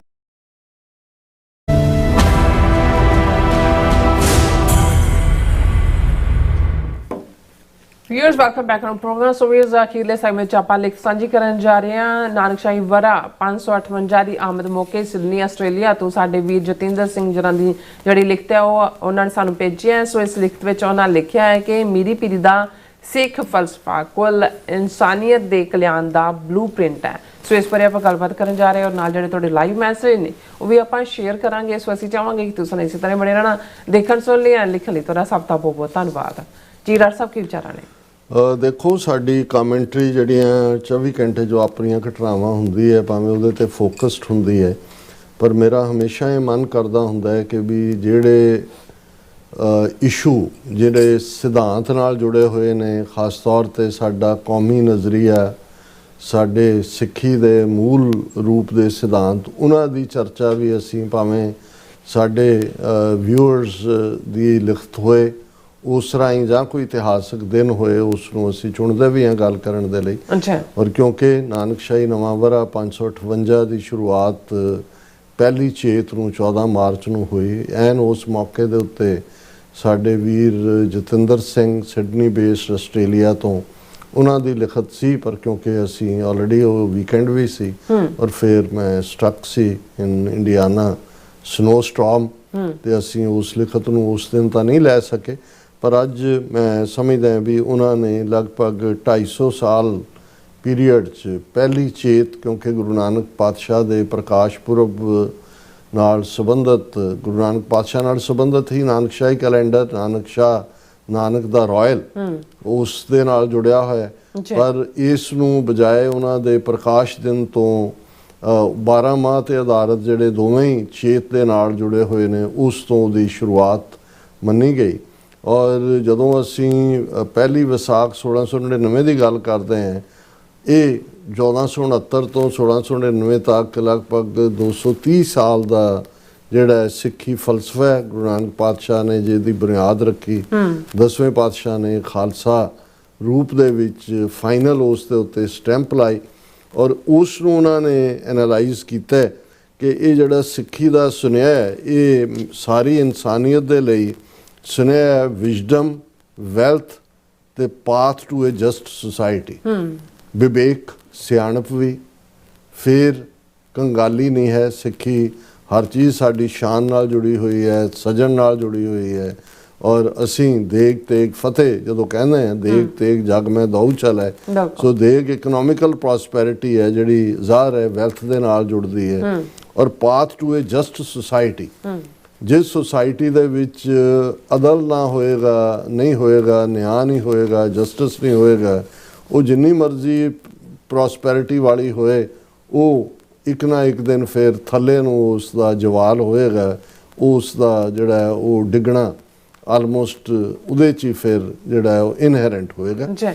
ਸੋ ਉਹਨਾਂ ਨੇ ਬੜੇ ਖੂਬਸੂਰਤ ਗੁਰਬਾਣੀ ਦੀਆਂ ਕੋਟਸ ਦੇ ਨਾਲ, ਹਿਸਟਰੀ ਦੇ ਨਾਲ, ਥੋੜ੍ਹਾ ਜਿਹੜੇ ਸਾਡੇ ਵਿਊਅਰ ਚਲੰਤ ਮਸਾਲੇਦਾਰ ਖਬਰਾਂ ਤੱਕ ਮਹਿਦੂਦ ਹੁੰਦੇ ਨੇ, ਉਹ ਇਸ ਕਿਸਮ ਦੇ ਲਈ ਵੀ ਥੋੜ੍ਹਾ ਜਿਹਾ ਜਿਹਨੂੰ ਕਹਿੰਦੇ ਨੇ ਕਿ ਵੀ ਥੋੜ੍ਹਾ ਜਿਹਾ ਸਬਰ ਰੱਖ ਕੇ ਉਹਦੇ ਨਾਲ ਜੁੜਨ। ਉਹਨਾਂ ਨੇ ਕਿਹਾ ਕਿ ਵੀ ਔਨ ਪਹਿਲੀ ਚੇਤ 1469 a profound revolution quietly began with the birth of Guru Nanak Dev Ji. From the very start, his message was universal. All humans are from one source, created equal, and earth provides enough for everyone to live a dignified life. Guru Nanak emphasized that purpose of human life is to live righteously, govern wisely, and use resources justly so that no one goes hungry and all have access to health and care. ਇਹ ਜਿਹੜਾ ਉਹਨਾਂ ਨੇ beginning 'ਚ ਇਹ ਗੱਲ ਕਹੀ ਕਿ ਭਾਈ ਗੁਰੂ ਨਾਨਕ ਪਾਤਸ਼ਾਹ ਨੇ ਜਿਨ੍ਹਾਂ ਦੀ ਦਾ ਮੈਸੇਜ ਸਾਰੀ ਇਨਸਾਨੀਅਤ ਦਾ, ਮਾਨਸ ਕੀ ਜਾਤ ਸਭ ਹੈ ਇੱਕ ਹੈ ਪਹਿਚਾਨ ਵੋ, ਇਹ ਭਾਵੇਂ 10ਵੇਂ ਪਾਤਸ਼ਾਹ ਦਾ ਕੋਟ ਹੈ, ਪਰ ਇੱਧਰ ਜਦੋਂ ਅਸੀਂ ਦੇਖਦੇ ਹਾਂ ਕਿ ਸਭਨਾ ਜੀਆਂ ਕਾ ਇੱਕ ਦਾਤਾ ਸੋ ਮੈਂ ਵਿਸਰ ਨਾ ਜਾਏ, ਕਿ ਸਾਰੇ ਹਿਊਮਨ ਜਿਹੜੇ ਨੇ ਉਹ ਉਸ ਵਾਹਿਗੁਰੂ ਦੇ ਅਵਲ ਅੱਲਾ ਨੂਰ ਉਪਾਇਆ ਕੁਦਰਤ ਕੇ ਸਭ ਬੰਦੇ, ਇਹ ਜਿਹੜਾ ਔਰ ਇਹ ਸਾਡੇ ਲਈ ਜ਼ਰੂਰੀ ਹੈ ਕਿ ਉਹ ਸਮਾਜ ਜਿਹੜਾ ਰਾਈਟੀਅਸਨੈਸ ਦੇ ਨਾਲ ਠੀਕ ਸ਼ੁਭ ਕਰਮਨ ਤੇ ਕਬੂਨਾ ਟੋਰੋਂ ਦਾ ਰਸਤਾ ਹੋਏ, ਸਿਆਣਪ ਔਰ ਵਿਵੇਕ ਉਸ ਦੀ ਕਰਸਟ ਹੋਏ, ਔਰ ਇਹ ਜਿਹੜੇ ਸਾਧਨ ਨੇ ਇਸ ਧਰਤੀ ਤੇ ਕਬੀਰ ਧਰਤੀ ਸਾਧ ਕੀ ਤਸਕਰ ਬੈਸੈ ਗਾਏ, ਚੋਰਾਂ ਲਈ ਨਹੀਂ ਹੈ, ਇਹ ਇਕੁਈ ਡਿਸਟ੍ਰੀਬਿਊਸ਼ਨ ਹੋਏ ਤਾਂ ਕਿ ਨਾ ਕੋਈ ਭੁੱਖਾ ਸਵੇਂ ਤੇ ਹਰ ਇੱਕ ਦੀ ਉਹ ਹੈਲਥ ਹੋਏ, ਉਸ ਦੀਆਂ ਦਾ ਬੁਢਾਪਾ ਸੁਖਾਲਾ ਹੋਏ, ਜਿਵੇਂ ਯੂਰਪ ਦੀਆਂ ਵੈਲਫੇਅਰ ਸਟੇਟਸ ਦੇ ਹਵਾਲੇ ਨਾਲ ਹੈ। The teaching was both spiritual and practically political. Guru Nanak understood the dual nature of humanity, the forces of compassion and greed, generosity and selfishness. History bears out his insight. Billions are left hungry, while a tiny fraction control immense wealth. Yet, even they are not free from suffering, as worry and anxiety haunt those obsessed with possessions. ਹੁਣ ਇੱਕ ਪਾਸੇ ਉਹ ਨੇ ਜਿਹੜੇ ਭੁੱਖੇ ਸੌਂਦੇ ਨੇ, ਇੱਕ ਨਾ ਦੁੱਖ ਭੂਖ ਸਦ ਮਾਰ ਇਹ ਬੇਦਾਤ ਤੇਰੀ ਦਾਤਾਰ, ਇੱਕ ਉਹ ਨੇ ਜਿਹਨਾਂ ਦੇ ਢਿੱਡ ਵੀ ਭਾਵੇਂ ਭਰਨ ਦੇ ਲਈ ਉਹਨਾਂ ਦੇ ਕੋਲ ਵੈਲਥ ਜਾਂ ਦੂਜੀ ਹੈ, ਪਰ ਉਹ ਪਲਸੇਟੇ ਮਾਰ ਰਹੇ ਹੁੰਦੇ ਨੇ ਰਾਤ ਨੂੰ, ਉਹਨਾਂ ਨੂੰ ਨੀਂਦ ਨਹੀਂ ਆ ਰਹੀ ਹੁੰਦੀ। ਉਹ ਵੀ ਗੁਰਬਾਣੀ ਨੇ ਯਾਦ ਦਹਾਨੀ ਕਰਾਈ ਕਿ ਵੱਡੇ ਵੱਡੇ ਜੋ ਦੀਸੈ ਲੋਕ ਤਿੰਨ ਕੋ ਵਿਆਪੈ ਚਿੰਤਾ ਰੋਗ, ਇਹ ਜਿਹੜੇ ਵੱਡੇ ਵੱਡੇ ਢਿੱਡਾਂ ਵਾਲੇ ਨਜ਼ਰ ਆਉਂਦੇ ਨੇ, ਇਹ ਚਿੰਤਾ ਦੇ ਮਾਰੇ ਹੋਏ ਨੇ। ਔਰ ਉਸ ਨੂੰ ਉਹਨਾਂ ਨੇ ਜਤਿੰਦਰ ਸਿੰਘ ਹੋਰਾਂ ਨੇ ਬੜੇ ਖੂਬਸੂਰਤ ਕਿ ਬਹੁਤ ਜ਼ਿਆਦਾ ਹੋਣਾ ਵੀ ਤੁਹਾਡੇ ਲਈ ਚਿੰਤਾ ਦਾ ਕਾਰਨ ਹੈ ਤੇ ਕਿਸੇ ਅੱਗੇ ਹੱਥ ਅੱਡਣਾ ਵੀ, ਮੰਗਣ ਗਿਆ ਸੋ ਮਰ ਗਿਆ, ਜਿਵੇਂ ਕਿਹਾ ਜਾਂਦਾ ਹੈ, ਉਹ ਉਸ ਲੈਵਲ ਤੇ ਸਾਨੂੰ ਲੈ ਜਾਂਦਾ ਹੈ। ਸੋ ਉਹਨਾਂ ਨੇ ਗੁਰੂ ਗ੍ਰੰਥ ਸਾਹਿਬ ਜੀ ਦੇ ਪੰਨਾ 1019 ਦੀ ਕੋਟ ਦਿੱਤੀ ਹੈ, ਜਿਸ ਘਰ ਬਹੁਤ ਤਿਸੈ ਘਰ ਚਿੰਤਾ, ਜਿਸ ਘਰ ਥੋਰੀ ਸੋ ਫਿਰੈ ਪਰਮੰਤਾ, ਦੋਹੋਂ ਵਿਵਸਥਾ ਤੇ ਜੋ ਮੁਕਤਾ, ਸੋਈ ਸੁਹੇਲਾ ਭਾਲੀਐ। ਕਿ ਇੱਕ ਉਹ ਨੇ ਜਿਸ ਘਰ ਬਹੁਤ ਤਿਸੈ ਘਰ ਚਿੰਤਾ, ਜਿਹਦੇ ਕੋਲ ਬਹੁਤ ਹੈ ਉਹ ਚਿੰਤਾ 'ਚ ਹੀ ਨੇ ਕਿ ਵੀ ਉਹ ਸ਼ੇਅਰ ਉੱਡ ਗਏ, ਤੇਲ ਇੰਨਾ ਹੋ ਗਿਆ, ਵਾਲ ਸਟਰੀਟ ਉੱਥੇ ਚਲੇ ਗਏ, ਉੱਥੇ ਆ ਗਈ, ਘਰਾਂ ਦੀਆਂ ਕੀਮਤਾਂ ਡਿੱਗ ਗਈਆਂ। ਹੁਣ ਉਹ ਉਹੀ ਗਿਣਦੇ ਰਹਿੰਦੇ ਨੇ, ਸੁੱਤੇ ਪਏ ਵੀ ਜਿਹੜੇ ਨੇ ਉਹੀ ਗਿਣਦੇ। ਜਿਸ ਘਰ ਬਹੁਤ ਤਿਸੈ ਘਰ ਚਿੰਤਾ, ਜਿਸ ਘਰ ਥੋਰੀ ਸੋ ਫਿਰੈ ਪਰਮੰਤਾ। ਜਿਹਦੇ ਕੋਲ ਨਹੀਂ ਹੈ ਉਹ ਵਿਚਾਰਾ ਦੇਖਦਾ ਵੀ ਕੱਲ ਦਾ ਆਟਾ ਕਿੱਥੋਂ ਲੈ ਕੇ ਆਉਣਾ, ਨਹੀਂ ਕੱਲ ਨੂੰ ਕਿਵੇਂ ਚੱਲੇਗਾ, ਕਿਰਾਇਆ ਕਿੱਥੋਂ ਦੇਣਾ, ਉਹ ਵੀ ਵਿਚਾਰਾ ਭਰਮ ਦੇ ਵਿੱਚ ਹੈ, ਉਹ ਘੁੰਮ ਰਿਹਾ ਪਰਮੰਤਾ ਦਾ ਕਿ ਪਰੇਸ਼ਾਨ। ਦੋਹੋਂ ਵਿਵਸਥਾ ਤੇ ਜੋ ਮੁਕਤਾ, ਸੋਈ ਸੁਹੇਲਾ ਭਾਲੀ ਹੈ। ਕਿ ਜਿਹੜਾ ਗੁਰਮਤਿ ਦਾ ਫਲਸਫਾ ਇਹਨਾਂ ਦੋਨਾਂ ਤੋਂ ਆਜ਼ਾਦ, ਔਰ ਦੋਨਾਂ ਤੋਂ ਆਜ਼ਾਦ ਇਹੀ ਹੈ ਕਿ ਵੀ ਜੇ ਲక్ష్ਮੀ ਹੈ ਤੇ ਉਹ ਵੀ ਉਸ ਲੈਵਲ ਦੇ ਉੱਤੇ, ਜਿਹਨੂੰ ਛੇਵੇਂ ਪਾਤਸ਼ਾਹ ਨੇ ਕਿਹਾ ਸੀ ਦੌਲਤ ਗੁਜ਼ਰਾਨ, ਤੁਹਾਡਾ ਗੁਜ਼ਰ ਚੰਗੇ ਅੰਦਾਜ਼ ਹੋਏ, ਇਕੱਠੇ ਕਰਨ ਦੀ ਲੋੜ ਨਹੀਂ ਹੈ। ਕਿਉਂਕਿ ਜੇ ਤੁਸੀਂ ਇਕੱਠੇ ਦੀ ਦੌੜ 'ਚ ਪਾਓਗੇ ਫਿਰ ਸਹਿਜ ਖਟੇ ਲੱਖ ਕੋਟ ਧਾਵੇ, ਤ੍ਰਿਪਤ ਨਾ ਆਵੇ ਮਾਇਆ, ਉਸ ਦੌੜ ਦਾ ਤੁਸੀਂ ਹਿੱਸਾ ਬਣਦੇ ਹੋ। ਔਰ ਉਹਨੂੰ ਉਹਨਾਂ ਨੇ ਅੰਗਰੇਜ਼ੀ 'ਚ ਉਹਦੀ ਟਰਾਂਸਲੇਸ਼ਨ ਕੀਤੀ ਹੈ। ਫਿਰ ਉਹਨਾਂ ਨੇ ਕਿਹਾ ਵੀ economists and historians have calculated that if the global economy were distributed equally, each person's per capita income could be around $13,000 per year. This amount is sufficient to ensure basic needs, food, housing, healthcare and education. Reality, however, paints a grim picture. In many low-income countries, the per capita income is as low as $230 per year, barely enough for survival. This extreme inequality leaves millions sleeping hungry, while the few who control most of the wealth live in abundance but remain restless due to greed and insecurity. Guru Nanak's teachings anticipated both sides of this imbalance centuries ago, urging shared resources and ethical governance. ਉਹਨਾਂ ਨੇ ਦੋਨੋਂ practical ਜੋ ਅੱਜ ਦਾ ਹੈ ਕਿ ਵੀ ਜੇ ਜਿੰਨੀ wealth ਹੈ, ਜੇ 8 ਬਿਲੀਅਨ ਲੋਕਾਂ 'ਚ ਦੁਨੀਆ ਦੇ ਡਿਸਟਰੀਬਿਊਟ ਕੀਤੀ ਜਾਏ ਇਕੁਅਲੀ, ਤੇ ਹਰ ਇੱਕ ਦੇ ਕੋਲ $13,000 ਸਾਲਾਨਾ ਹੋਏਗਾ ਖਰਚਣ ਦੇ ਲਈ। ਔਰ ਉਹਦੇ 'ਚ ਤੁਸੀਂ ਆਪਣੀਆਂ ਨੀਡਸ, ਹੈਲਥ ਕੇਅਰ, ਬਾਕੀ ਸਾਰਾ ਪੂਰਾ ਕਰ। ਪਰ ਹਕੀਕਤ ਇਹ ਹੈ ਵੀ ਅੱਜ ਕਿੰਨੇ ਨੇ ਜੀ ਫਲਾਣੇ ਬਿਲੀਅਨਰ ਨੇ ਜੀ, ਇਹ ਬਿਲ ਗੇਟਸ ਸਭ ਤੋਂ ਅਮੀਰ, ਹੁਣ ਐਲਨ ਮਸਕ, ਉਹ ਦੌੜ 'ਚ ਹੁੰਦੇ ਨੇ, ਅੰਬਾਨੀ, ਅਡਾਨੀ, ਦੂਜੇ। ਤੇ ਆਮ ਐਵਰੇਜ ਬੰਦਾ ਇਸ ਧਰਤੀ ਦੇ ਉੱਤੇ $230 ਉਸ ਦੇ ਕੋਲ ਦੇ ਸਾਲ ਦੇ। ਹੁਣ ਉਹਦੇ 'ਚ ਅੰਦਾਜ਼ਾ ਲਾ ਲਓ ਵੀ ਗੰਜੀ ਨੇ ਨਹਾਉਣਾ ਕੀ ਹੈ ਤੇ ਨਿਚੋੜਨਾ ਕੀ ਹੈ, ਆਪਣੀਆਂ ਉਹਨੇ ਜ਼ਰੂਰਤਾਂ ਕੀ। ਉਹਨਾਂ ਨੇ ਕਿਹਾ ਵੀ ਇਹ ਜਿਹੜੀ ਹੈ ਜਿਹੜੀ ਇਨਬੈਲੈਂਸ ਹੈ, ਸਿੱਖੀ ਇਹਨੂੰ ਖਤਮ ਕਰਦੀ ਹੈ, ਕਿਉਂਕਿ ਵੰਡ ਕੇ ਛਕਣ ਦਾ ਮਤਲਬ ਹੀ ਇਹ ਹੈ ਕਿ ਤੁਸੀਂ ਉਸ ਸਿਧਾਂਤ ਦੇ ਉੱਤੇ ਆਉਂਦੇ ਹੋ। ਫਿਰ ਉਹਨਾਂ ਨੇ ਇਸ ਨੂੰ ਪਹਿਲਾਂ 1469 ਚੇਤਨਾਟ, ਫਿਰ ਉਹਨਾਂ ਨੇ 1699 ਚੇਤ ਜਾਂ ਵਿਸਾਖ ਸ਼ਾਇਦ ਉਹ ਕਹਿਣਾ ਚਾਹੁੰਦੇ ਹੋਣ, ਕਿਉਂਕਿ ਖਾਲਸਾ ਸਾਜਨਾ ਪਹਿਲੀ ਵਿਸਾਖ ਨਾਲ ਜੁੜੀ ਹੋਈ ਹੈ। The culmination of wisdom. Exactly 230 years later, Guru Nanak's vision reached its culmination with the formation of Khalsa by Guru Gobind Singh Ji. This was not merely a martial order, it was the institutionalization of wisdom combined with power. The Khalsa embodied the ability to confront injustice while remaining grounded in ethics and moral duty. ਹੱਥ 'ਚ ਕਿਰਪਾਨ ਹੈ justice ਦੇ ਲਈ, ਬਰਾਬਰੀ ਦੇ ਲਈ, ਪਰ ਤਲਵਾਰ ਨੂੰ, ਕਿਰਪਾਨ ਨੂੰ ਗਾਈਡ ਕਰਦੀ ਹੈ ਦੀਜੈ ਬੁੱਧ ਵਿਵੇਕਾ, ਵਿਵੇਕ ਬੁੱਧੀ ਜਿਹੜੀ ਠੀਕ ਤੇ ਗਲਤ 'ਚ ਪਛਾਣ ਕਰਦੀ ਹੈ, ਰੂਹਾਨੀ ਤੌਰ ਦੇ ਉੱਤੇ ਪੂਰੀ ਉਚਿਆਣ ਹੈ। Weapons were prescribed not for aggression but as a deterrence and protection of the vulnerable. The principle is captured in Sikh historical writing.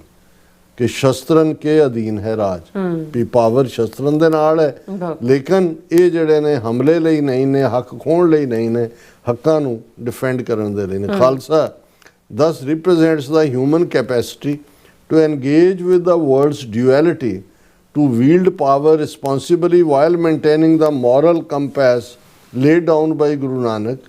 Both Gurus taught that wisdom guides power and power protects wisdom.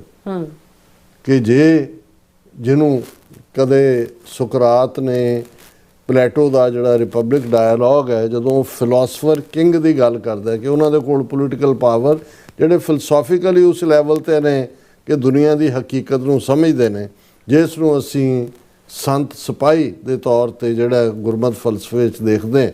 ਔਰ ਉਹਨਾਂ ਨੇ ਕਿਹਾ ਕਿ ਭਾਈ wisdom ਜਿਹੜੀ ਹੈ, ਵਿਵੇਕ ਔਰ power, ਇਹ ਦੋਨਾਂ ਦਾ ਕੰਬੀਨੇਸ਼ਨ ਹੈ। ਹੁਣ ਉਹਨਾਂ ਨੇ ਗੁਰੂ ਗ੍ਰੰਥ ਸਾਹਿਬ ਦੀਆਂ ਟੀਚਿੰਗਸ ਕਿਵੇਂ ਯੂਨੀਵਰਸਲ ਨੇ, ਕੁੱਲ ਇਨਸਾਨੀਅਤ ਦਾ ਇਹ ਕਿਵੇਂ ਬਲੂ ਪ੍ਰਿੰਟ ਹੈ ਉਸ ਦੀ ਕਲਿਆਣ ਦਾ। universal significance of Guru Granth Sahib. The Guru Granth Sahib is not only a Sikh scripture, it carries universal guidance for humanity. The renowned English historian Arnold Toynbee, though not a Sikh, described it in global terms. Arnold Toynbee ਜਿਹਨੇ Encyclopedia of World History ਲਿਖਿਆ, ਉਹਦੇ ਲਫ਼ਜ਼ ਨੇ, a book Guru Granth Sahib, a part of mankind's common spiritual treasure. ਕਿ ਗੁਰੂ ਗ੍ਰੰਥ ਸਾਹਿਬ ਸਾਂਝਾ ਵਿਰਸਾ ਖਜ਼ਾਨਾ ਹੈ ਕੁੱਲ ਇਨਸਾਨੀਅਤ ਦਾ, and will have something of special value to say to the rest of the world. ਕਿ ਬਾਕੀ ਦੁਨੀਆ ਨੂੰ ਕਹਿਣ ਦੇ ਲਈ ਜਿਹੜਾ ਇਸ ਗੁਰੂ ਗ੍ਰੰਥ ਸਾਹਿਬ ਦੇ ਵਿੱਚ ਉਹ ਮੈਸੇਜ ਇਨਹੈਰੈਂਟ ਹੈ। This recognition underscores that the Guru's teachings are a manual for a just society. ਜਦੋਂ ਤੁਹਾਡਾ ਮੈਨੂਅਲ ਹੁੰਦਾ ਲਿਖਿਆ, ਇਹ ਇੱਕ ਇਨਸਾਫ ਪਸੰਦ ਸਮਾਜ ਦਾ ਮੈਨੂਅਲ ਹੈ। One where peace, equality and shared prosperity are not ideals but actionable principles. ਇਹ ਕੋਈ ਈਥਰ ਰੀਜਨ 'ਚ ਐਗਜ਼ਿਸਟ ਨਹੀਂ ਕਰਦੇ ਕਿ ਜੀ ਪੀਸ ਇਹ ਤੁਸੀਂ ਕਾਮਨਾ ਕਰਦੇ ਹੋ। ਇਹ ਫਿਲਾਸਫੀ ਐਪਲੀਕੇਬਲ ਹੈ। ਜਿਵੇਂ ਭਗਤ ਰਵਿਦਾਸ ਜੀ ਨੇ ਜਦੋਂ ਬੇਗਮਪੁਰਾ ਸ਼ਹਿਰ ਕੋ ਨਾਓ, ਦੁੱਖ ਅੰਦੋ ਨਹੀਂ ਤਹਿ ਠਾਓ, ਨਾ ਤਸ਼ਵੀਸ਼ ਖਰਾਜ ਨਾ ਮਾਲ, ਖੌਫ ਨਾ ਖਤਾ ਨਾ ਤਰਸ ਜਵਾਲ, ਅਬ ਮੁਹੇ ਖੂਬ ਵਤਨ ਗਹਿ ਪਾਈ, ਇਹਾਂ ਖੈਰ ਉਹਾਂ ਖੈਰ ਸਦਾ ਮੇਰੇ ਭਾਈ। ਇਹ ਹੈ ਕਿ ਜਿੱਥੇ ਕਾਇਮ ਦਾਇਮ ਸਦਾ ਪਾਤਸ਼ਾਹੀ, ਦੋਮ ਨਾ ਸੇਮ 100 ਆਹੀ। ਕੋਈ second class third class citizen ਨਹੀਂ, ਸਭ ਅਵਲ ਹੈ। ਔਰ ਇਹੀ ਕਾਇਮ ਦਾਇਮ ਪਾਤਸ਼ਾਹੀ ਹੈ ਜਿਹੜਾ ਸੰਕਲਪ ਗੁਰੂ ਗ੍ਰੰਥ ਸਾਹਿਬ ਜਿਹੜਾ ਕਿ ਮੈਨੂਅਲ ਹੈ ਫॉर ਅ ਜਸਟ ਸੋਸਾਇਟੀ, ਉਸ ਦੇ ਵਿੱਚ ਹੈ। ਫਿਰ ਉਹਨਾਂ ਨੇ ਇਹ ਕਿਹਾ ਕਿ ਭਾਈ ਹਿਊਮੈਨਿਟੀ ਦੇ ਲਈ ਅੱਜ ਦੇ ਇਸ ਕੀ ਲੈਸਨ ਨੇ। If humanity internalizes these truths, one, wars driven by greed, resource scarcity and inequality would decline. ਹੁਣ ਜੇ ਦੇਖਿਆ ਜਾਏ ਤਾਂ ਜੰਗਾਂ ਕਾਹਦੇ ਲਈ ਹੁੰਦੀਆਂ ਨੇ, ਇਲਾਕਾ ਫਤਹ ਕਰਨਾ ਕਾਹਦੇ ਲਈ ਹੁੰਦਾ, ਲੁੱਟੋ ਉਹਨਾਂ ਦੇ ਸਾਧਨ। ਹੁਣ ਵੀ ਇਹ ਹੈ ਵੀ ਉਹਦਾ ਤੇਲ ਇਹਦਾ ਤੇਲ, ਉਹਦੀ ਗੈਸ ਇਹਦੀ ਗੈਸ, ਸਭ ਦੇ ਉੱਤੇ ਮੱਲ ਮਾਰ ਕੇ ਬੈਠੋ। ਪੰਜਾਬ ਨੂੰ ਕਾਲੋਨੀ ਬਣਾਇਆ ਹੋਇਆ, ਲੁੱਟੋ ਪਾਣੀ, ਪੰਜਾਬ ਦੀ ਪ੍ਰੋਸਪੈਰਿਟੀ।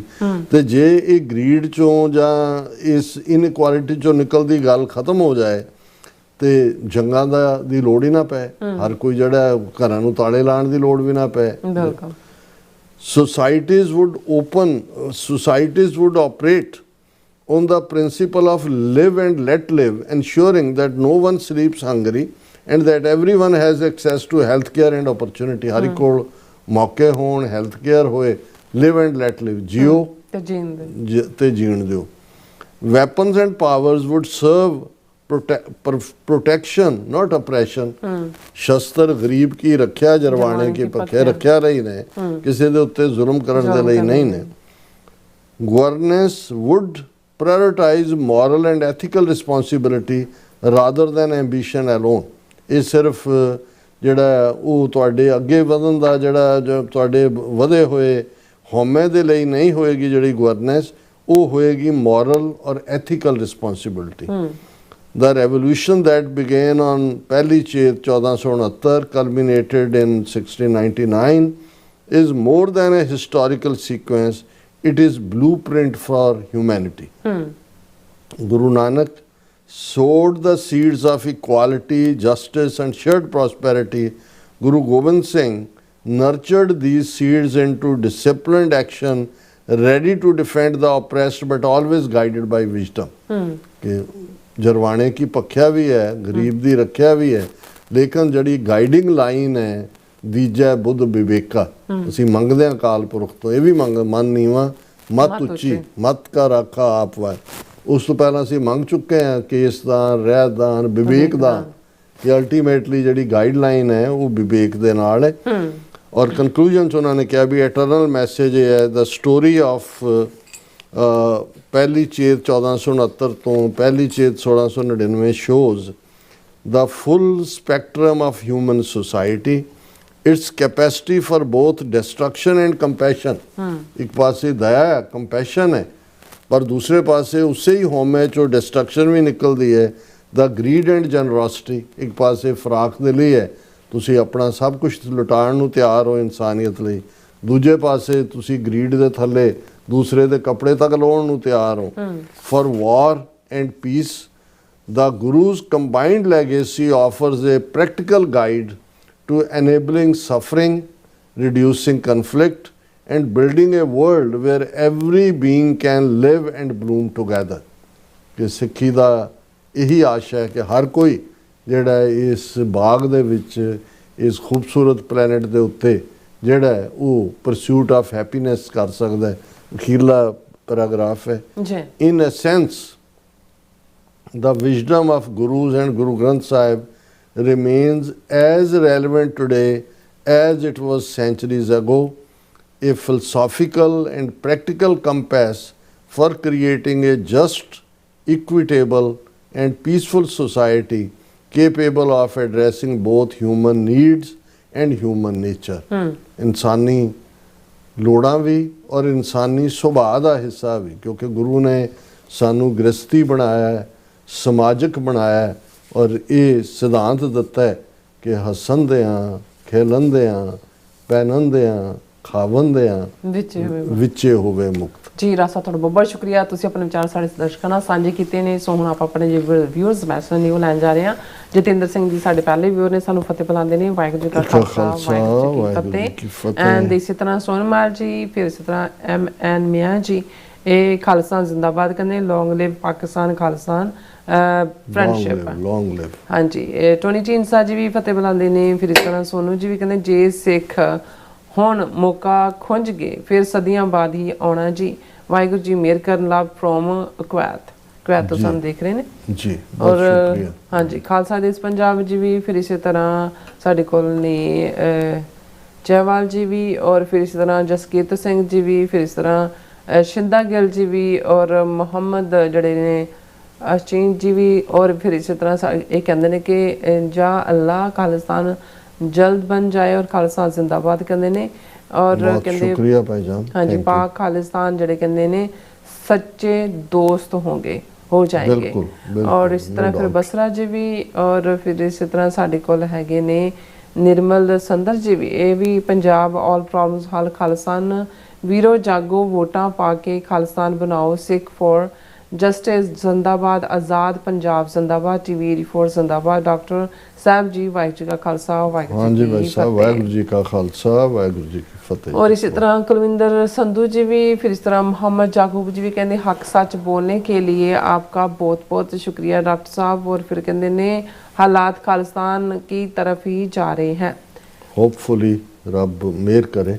और नाबरिंग जी भी जड़े ने कहते ने कि top number analysis in Khalistani media. बहुत शुक्रिया भाई साहब कॉम्प्लीमेंट ले। हाँ जी, शाहजाद जी जड़े ने वो भी सानू कहते ने कि शाहजाद कतर तो जड़े देखते ने सानू हमेशा कहते excellent analysis, thank you doctor साहब एंड नीलम कौर जी, पाकिस्तान एंड खालिस्तान जिंदाबाद जिंदाबाद जिंदाबाद। और फिर इस तरह मजीद सैनी जी भी, और इसी तरह आचार्य जी भी जड़े हुसैन ने वो भी कहते ने कि पंजाबियां को एक होना हो जाना चाहिए, पाकिस्तान जिंदाबाद और खालसा जिंदाबाद। जिंदाबाद जिंदाबाद। और कमलजीत सिंह जी भी जड़े कहने Satnam Sandhu asking to government to recreate a Sikh reference library and bring back the historical material. Sikhs must understand what is the reaction mean. ਉਹ ਤਾਂ ਸਿੱਖ ਰੈਫਰੈਂਸ ਲਾਇਬ੍ਰੇਰੀ ਤਾਂ ਹੁਣ ਇੱਕ ਫੁੱਟਬਾਲ ਬਣਾ ਦਿੱਤਾ ਇਹਨਾਂ ਨੇ, ਖਾ ਪੀ ਗਏ ਨੇ। ਕੁਛ ਇੰਡੀਅਨ ਗਵਰਨਮੈਂਟ ਨੇ ਖਰੜੇ ਚੁੱਕੇ ਨੇ, ਉਹਨਾਂ ਨੂੰ ਉਹ ਸਿੱਖਾਂ ਦਾ ਇਤਿਹਾਸ ਵਿਗਾੜਨ ਲਈ ਵਰਤਦੇ ਨੇ। ਕੁਛ ਅਕਾਲੀਆਂ ਨੇ ਉਹ ਵੇਚ-ਵੂਚ ਦਿੱਤੇ ਨੇ, ਪੈਸੇ ਖਾ ਗਏ ਨੇ। ਇਹ ਤਾਂ ਇੱਕ ਐਵੇਂ ਹੁਣ ਉਸ ਨੂੰ ਫੁੱਟਬਾਲ ਵਾਂਗ ਇਸਤੇਮਾਲ ਕਰ ਰਹੇ ਨੇ। ਹੁਣ ਆਪਾਂ ਆਪਣੇ ਜਿਹੜੇ TV 84 USA ਚੈਨਲ ਦੇ ਵਿੱਚ ਉੱਪਰ ਜਾਂਦੇ ਆ, ਉਹਦੇ ਵਿੱਚ ਹੈਗਾ ਸਾਡੇ ਕੋਲ ਜਤਿੰਦਰ ਸਿੰਘ ਜੀ ਅਗੈਨ, ਔਰ ਫਿਰ ਇਸ ਤਰ੍ਹਾਂ ਖਾਲਸਾ ਜੀ ਪੰਜਾਬ ਜੀ ਵੀ, और अमरजीत सैनी जी भी, हरमन पन्नू जी भी, कुलदीप कौर जी भी, और सुखजीवन बच्चू जी भी, जगपाल जी भी, फिर इसी तरह साढ़े कोल ने जसवीर बराड़ जी भी, और फिर इस तरह हरजीत सिंह संधू जी भी, और फिर इसी तरह साढ़े कोल ने गुरविंदर मान जी भी, और इंद्रजीत सिंह संधू जी भी, और गुरदीप सिंह जी भी। सब का बहुत बहुत शुक्रिया। मैं ये भी कहना चाहता भी सानू उन्होंने काफ़ी ਥਾਂ ਤੋਂ ਬਲੌਕ ਕੀਤਾ ਹੋਇਆ। ਐਲਗੋਰਿਜ਼ਮ ਜਿਸ ਕਿਸਮ ਦਾ ਹੈ ਉਸ ਲਈ ਕਈ ਵਾਰੀ ਅਪੀਅਰ ਨਹੀਂ ਹੁੰਦਾ। ਸੋ ਤੁਸੀਂ ਰਿਸਰਚ ਕਰਕੇ ਸਰਚ ਕਰਕੇ ਵੱਧ ਤੋਂ ਵੱਧ ਇਸ ਨੂੰ ਦੇਖੋ ਵੀ, ਸ਼ੇਅਰ ਵੀ ਕਰੋ, ਲਾਈਕ ਵੀ ਕਰੋ, ਤਾਂ ਕਿ ਇਹ ਜਿਹੜਾ ਇਹਨਾਂ ਨੇ ਸਾਨੂੰ ਦਬਾਉਣ ਦੀ ਕੋਸ਼ਿਸ਼, ਉੱਥੇ ਤਾਂ ਪਾਬੰਦੀ ਇੰਡੀਆ 'ਚ ਲਾਈ ਹੋਈ ਹੈ, ਬਾਹਰ ਵੀ, ਕਿਉਂਕਿ ਇਹਨਾਂ ਦੇ ਹੀ ਜਿਹੜੇ ਬਹੁਤ ਸਾਰੇ ਪਿਆਦੇ ਨੇ ਇਹਨਾਂ ਸਿਸਟਮਸ ਦੇ ਵਿੱਚ ਵੀ ਵੜੇ ਹੋਏ ਨੇ। ਸੋ ਇਹਨੂੰ ਇੱਕੋ ਹੀ ਤਰੀਕੇ ਨਾਲ ਇਸ ਐਲਗੋਰਿਜ਼ਮ ਨੂੰ ਤੁਸੀਂ ਬਦਲ ਸਕਦੇ ਹੋ ਜੇ ਤੁਸੀਂ ਵੱਧ ਤੋਂ ਵੱਧ ਦੇਖਦੇ ਹੋ, ਸ਼ੇਅਰ ਕਰਦੇ ਹੋ, ਆਪਣੀਆਂ ਕੰਟੈਕਟ ਲਿਸਟ ਦੇ ਵਿੱਚ ਭੇਜਦੇ ਹੋ, ਕਿਉਂਕਿ ਪਿਛਲੇ ਕੁਝ ਹਫ਼ਤਿਆਂ ਦੇ ਵਿੱਚ ਇਹਨਾਂ ਨੇ ਸਾਨੂੰ ਬਹੁਤ ਬੁਰੀ ਤਰ੍ਹਾਂ ਆਲਮੋਸਟ ਸਿਸਟਮ ਤੋਂ ਬਾਹਰ ਕਰਨ ਵਾਂਗ ਕੀਤਾ ਹੈ। ਜੀ ਰਾਜ ਸਾਹਿਬ, ਸੋ ਇਸ ਤਰ੍ਹਾਂ ਆਪਣੇ ਵਿਊਅਰਸ ਕੋਲ ਨੇ ਇਜਾਜ਼ਤ। ਵਿਊਅਰਸ, ਸਾਡੇ ਪ੍ਰੋਗਰਾਮ ਦਾ ਸਮਾਂ ਇੱਥੇ ਮੁੱਕਦਾ। ਤੁਸੀਂ ਆਪਣੀ ਰਾਏ ਤੇ ਸੁਝਾਅ ਸਾਨੂੰ ਭੇਜਣਾ ਭੁੱਲਣਾ ਸਾਡੇ ਇਸ ਪਤੇ ਤੇ sos@tv84.tv ਤੇ ਅਸੀਂ ਆਪਣਾ ਪ੍ਰੋਗਰਾਮ ਲੈ ਕੇ ਫਿਰ ਦੁਬਾਰਾ ਤੁਹਾਡੇ ਰੂਬਰੂ ਹੋਵਾਂਗੇ। ਤਦ ਤੱਕ ਲਈ ਮੈਨੂੰ ਤੇ ਆਪਣਾ ਸੁਣਾ ਗਿਆ ਦੋ ਦੇ ਰੋ TV 84 ਫਲਾ ਦਿਓ ਫਤਿਹ। ਵਾਹਿਗੁਰੂ ਜੀ ਕਾ ਖਾਲਸਾ, ਵਾਹਿਗੁਰੂ ਜੀ ਕੀ ਫਤਿਹ। ਰੱਬ ਰਾਖਾ।